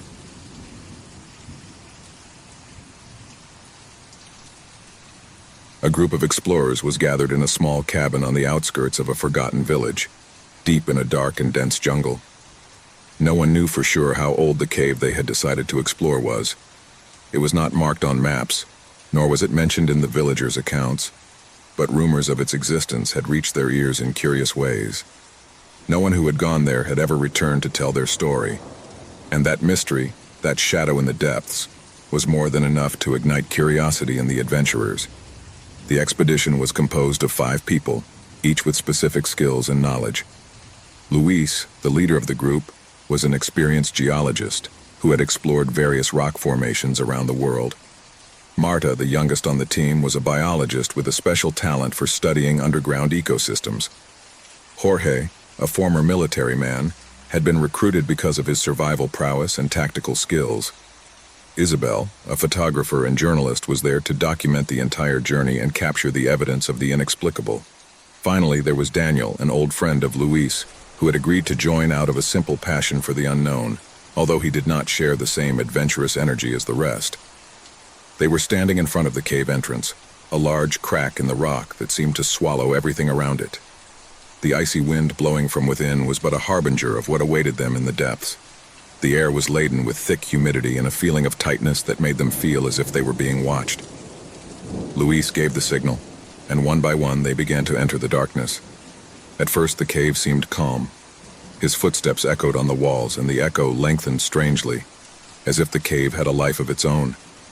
The light from the flashlights they carried did not illuminate more than a few meters, which increased the feeling of being lost in an endless labyrinth.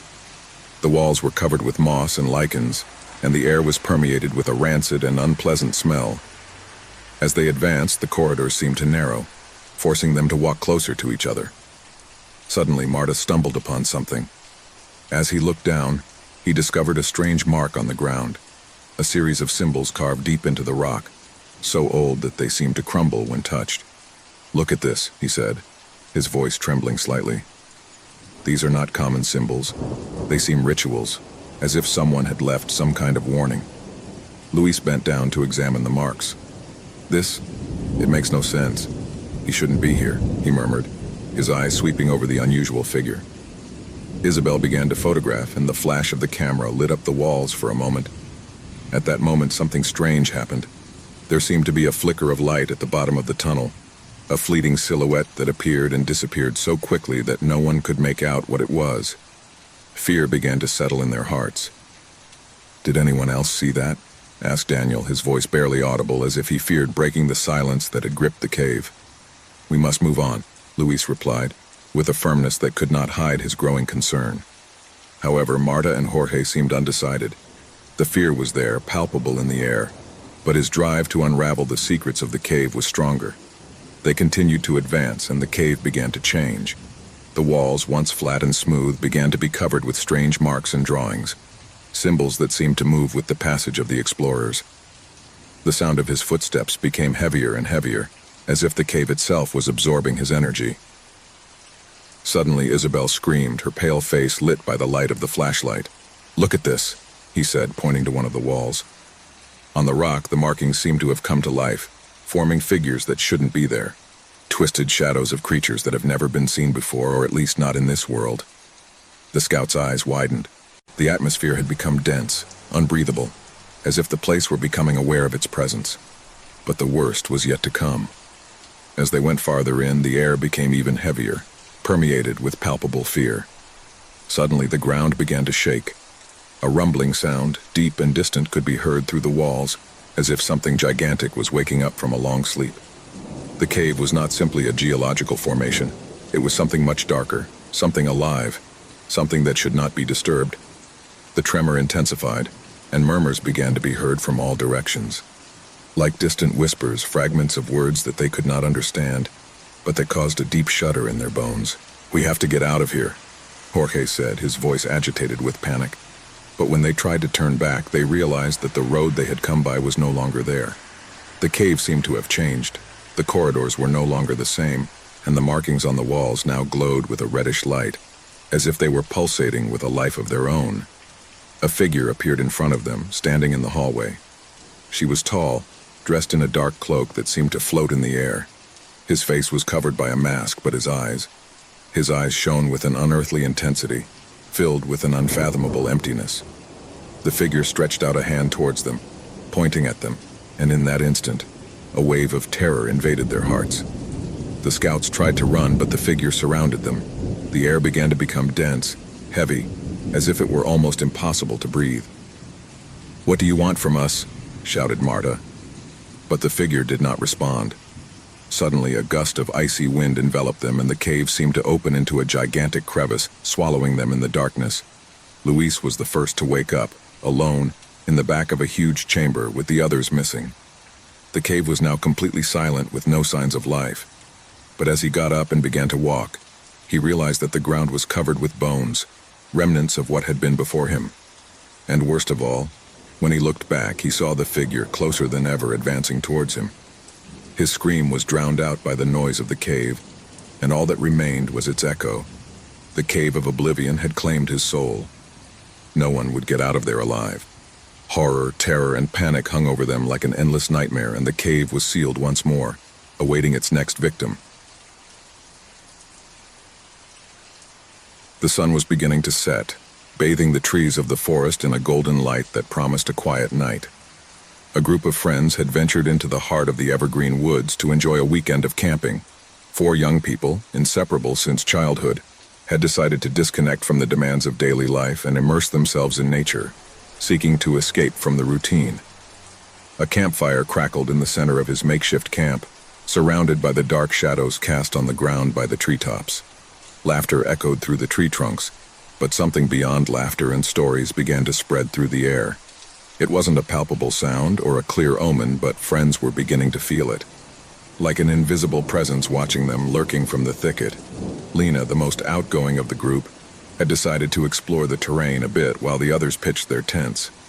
He walked aimlessly, his flashlight illuminating only the immediate surroundings. Soon he found himself in a clearing where the trees opened up, revealing an empty space in which the wind blew with unusual force. It was there that he saw it. A child standing in the middle of the clearing, staring at her. Lena stopped, surprised. The boy didn't look more than 10 years old, his clothes dirty and frayed, as if he'd been wandering in the woods for weeks. "Hello?" Lena asked in a soft voice, although her instinct told her that something was not right. The boy did not respond. He didn't move even a little. Lena felt a strange discomfort, but she forced a smile and took a step towards him. The boy didn't seem to be afraid of the light of his flashlight or its presence. In fact, his gaze was fixed on Lena, as if he was waiting for something, as if he had been waiting for someone. "What are you doing here alone?" Lena asked, not knowing why, but feeling like she had to ask. The boy just moved his head back and forth slowly. Lena felt the air become denser, as if something was oppressing her. His breathing quickened as he stared at the boy's eyes, which seemed too empty to be from such a young child. "You should go back to your friends," Lena murmured, feeling the discomfort take over her body. At that moment, the boy began to slowly walk towards her. Lena, caught between the desire to help him and the growing fear that gripped her, took a few steps back. His flashlight flashed with every step the boy took, and before he could react, the boy disappeared into the trees, as if he had never been there. Lena stood still, her mind struggling to comprehend what she had just seen. He ran back to camp. When he arrived, he found his friends sitting around the campfire, apparently calm, but something in the air, something in their eyes had changed. "Everything is fine?" Mark asked him, the most serious of the group. "I saw a child in the woods," Lena said, her voice trembling. "He was alone. He seemed lost. But something wasn't right. I don't know how to explain it." "A child?" Ethan said, arching an eyebrow. "Are you sure what you saw?" Lena nodded, but her words didn't seem to fully convince her friends. However, the concern on their faces indicated that the idea that something strange was happening was already in their heads. They decided that it would be best to stay close to the camp and not go further into the forest that night. The hours passed slowly, and darkness took over the place. The sound of the wind moving the leaves of the trees created an unsettling sound, while the campfire continued to burn weakly. But it was when the clock struck midnight that terror began to grow among them. A loud bang, as if something heavy had fallen nearby, made everyone rise with a start. The light of the campfire trembled as the wind seemed to increase in intensity. Everyone looked silently at the edge of the camp, where the darkness seemed even thicker than before. Something was not right. "Did you hear that?" Andrea whispered, her face pale. There was no response, only the sound of their breaths. Fear took hold of each one as they looked around, looking for a rational explanation for what they had just heard. It was then that the child appeared again. This time he was not alone. Beside him, a taller, more somber figure stood tall like a shadow above him. The boy was walking, but the figure behind him seemed to move at his own pace, moving unhurriedly, but without stopping. The friends froze, watching silently as the boy slowly approached, as if he was walking towards them. "Don't move," Ethan whispered, grabbing Lena's arm.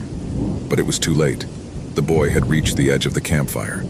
His face, pale and gloomy, was now clearer, and the emptiness in his eyes seemed to engulf all the light around him. "Go away!" Mark shouted, but the boy did not move. Suddenly, the figure behind the boy completely materialized. She was not human. His body was a mass of shadows, his red eyes glowing with terrifying intensity, and his presence seemed to absorb all the light around him. The darkness around her stretched out as if she were alive, enveloping everything in its path. Who are you?" Andrea asked, her words coming out with difficulty. The figure did not answer. The boy took a step forward, and immediately the shadow followed. The friends got up and began to retreat, but shadows seemed to take over everything around them. The air had become heavy, unbreathable, as if an invisible weight were crushing them. That's when it all fell apart.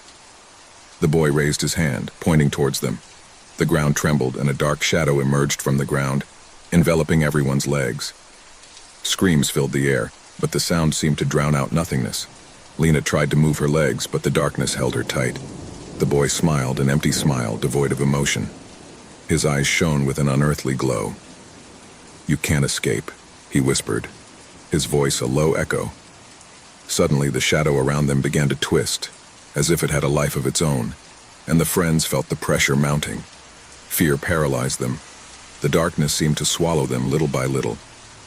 The boy began to disappear, merging into the shadow, as the figure behind him faded like a whisper into nothingness. The friends, trapped in the darkness, felt the piercing cold around them. They couldn't move, they couldn't breathe, trapped in an endless nightmare.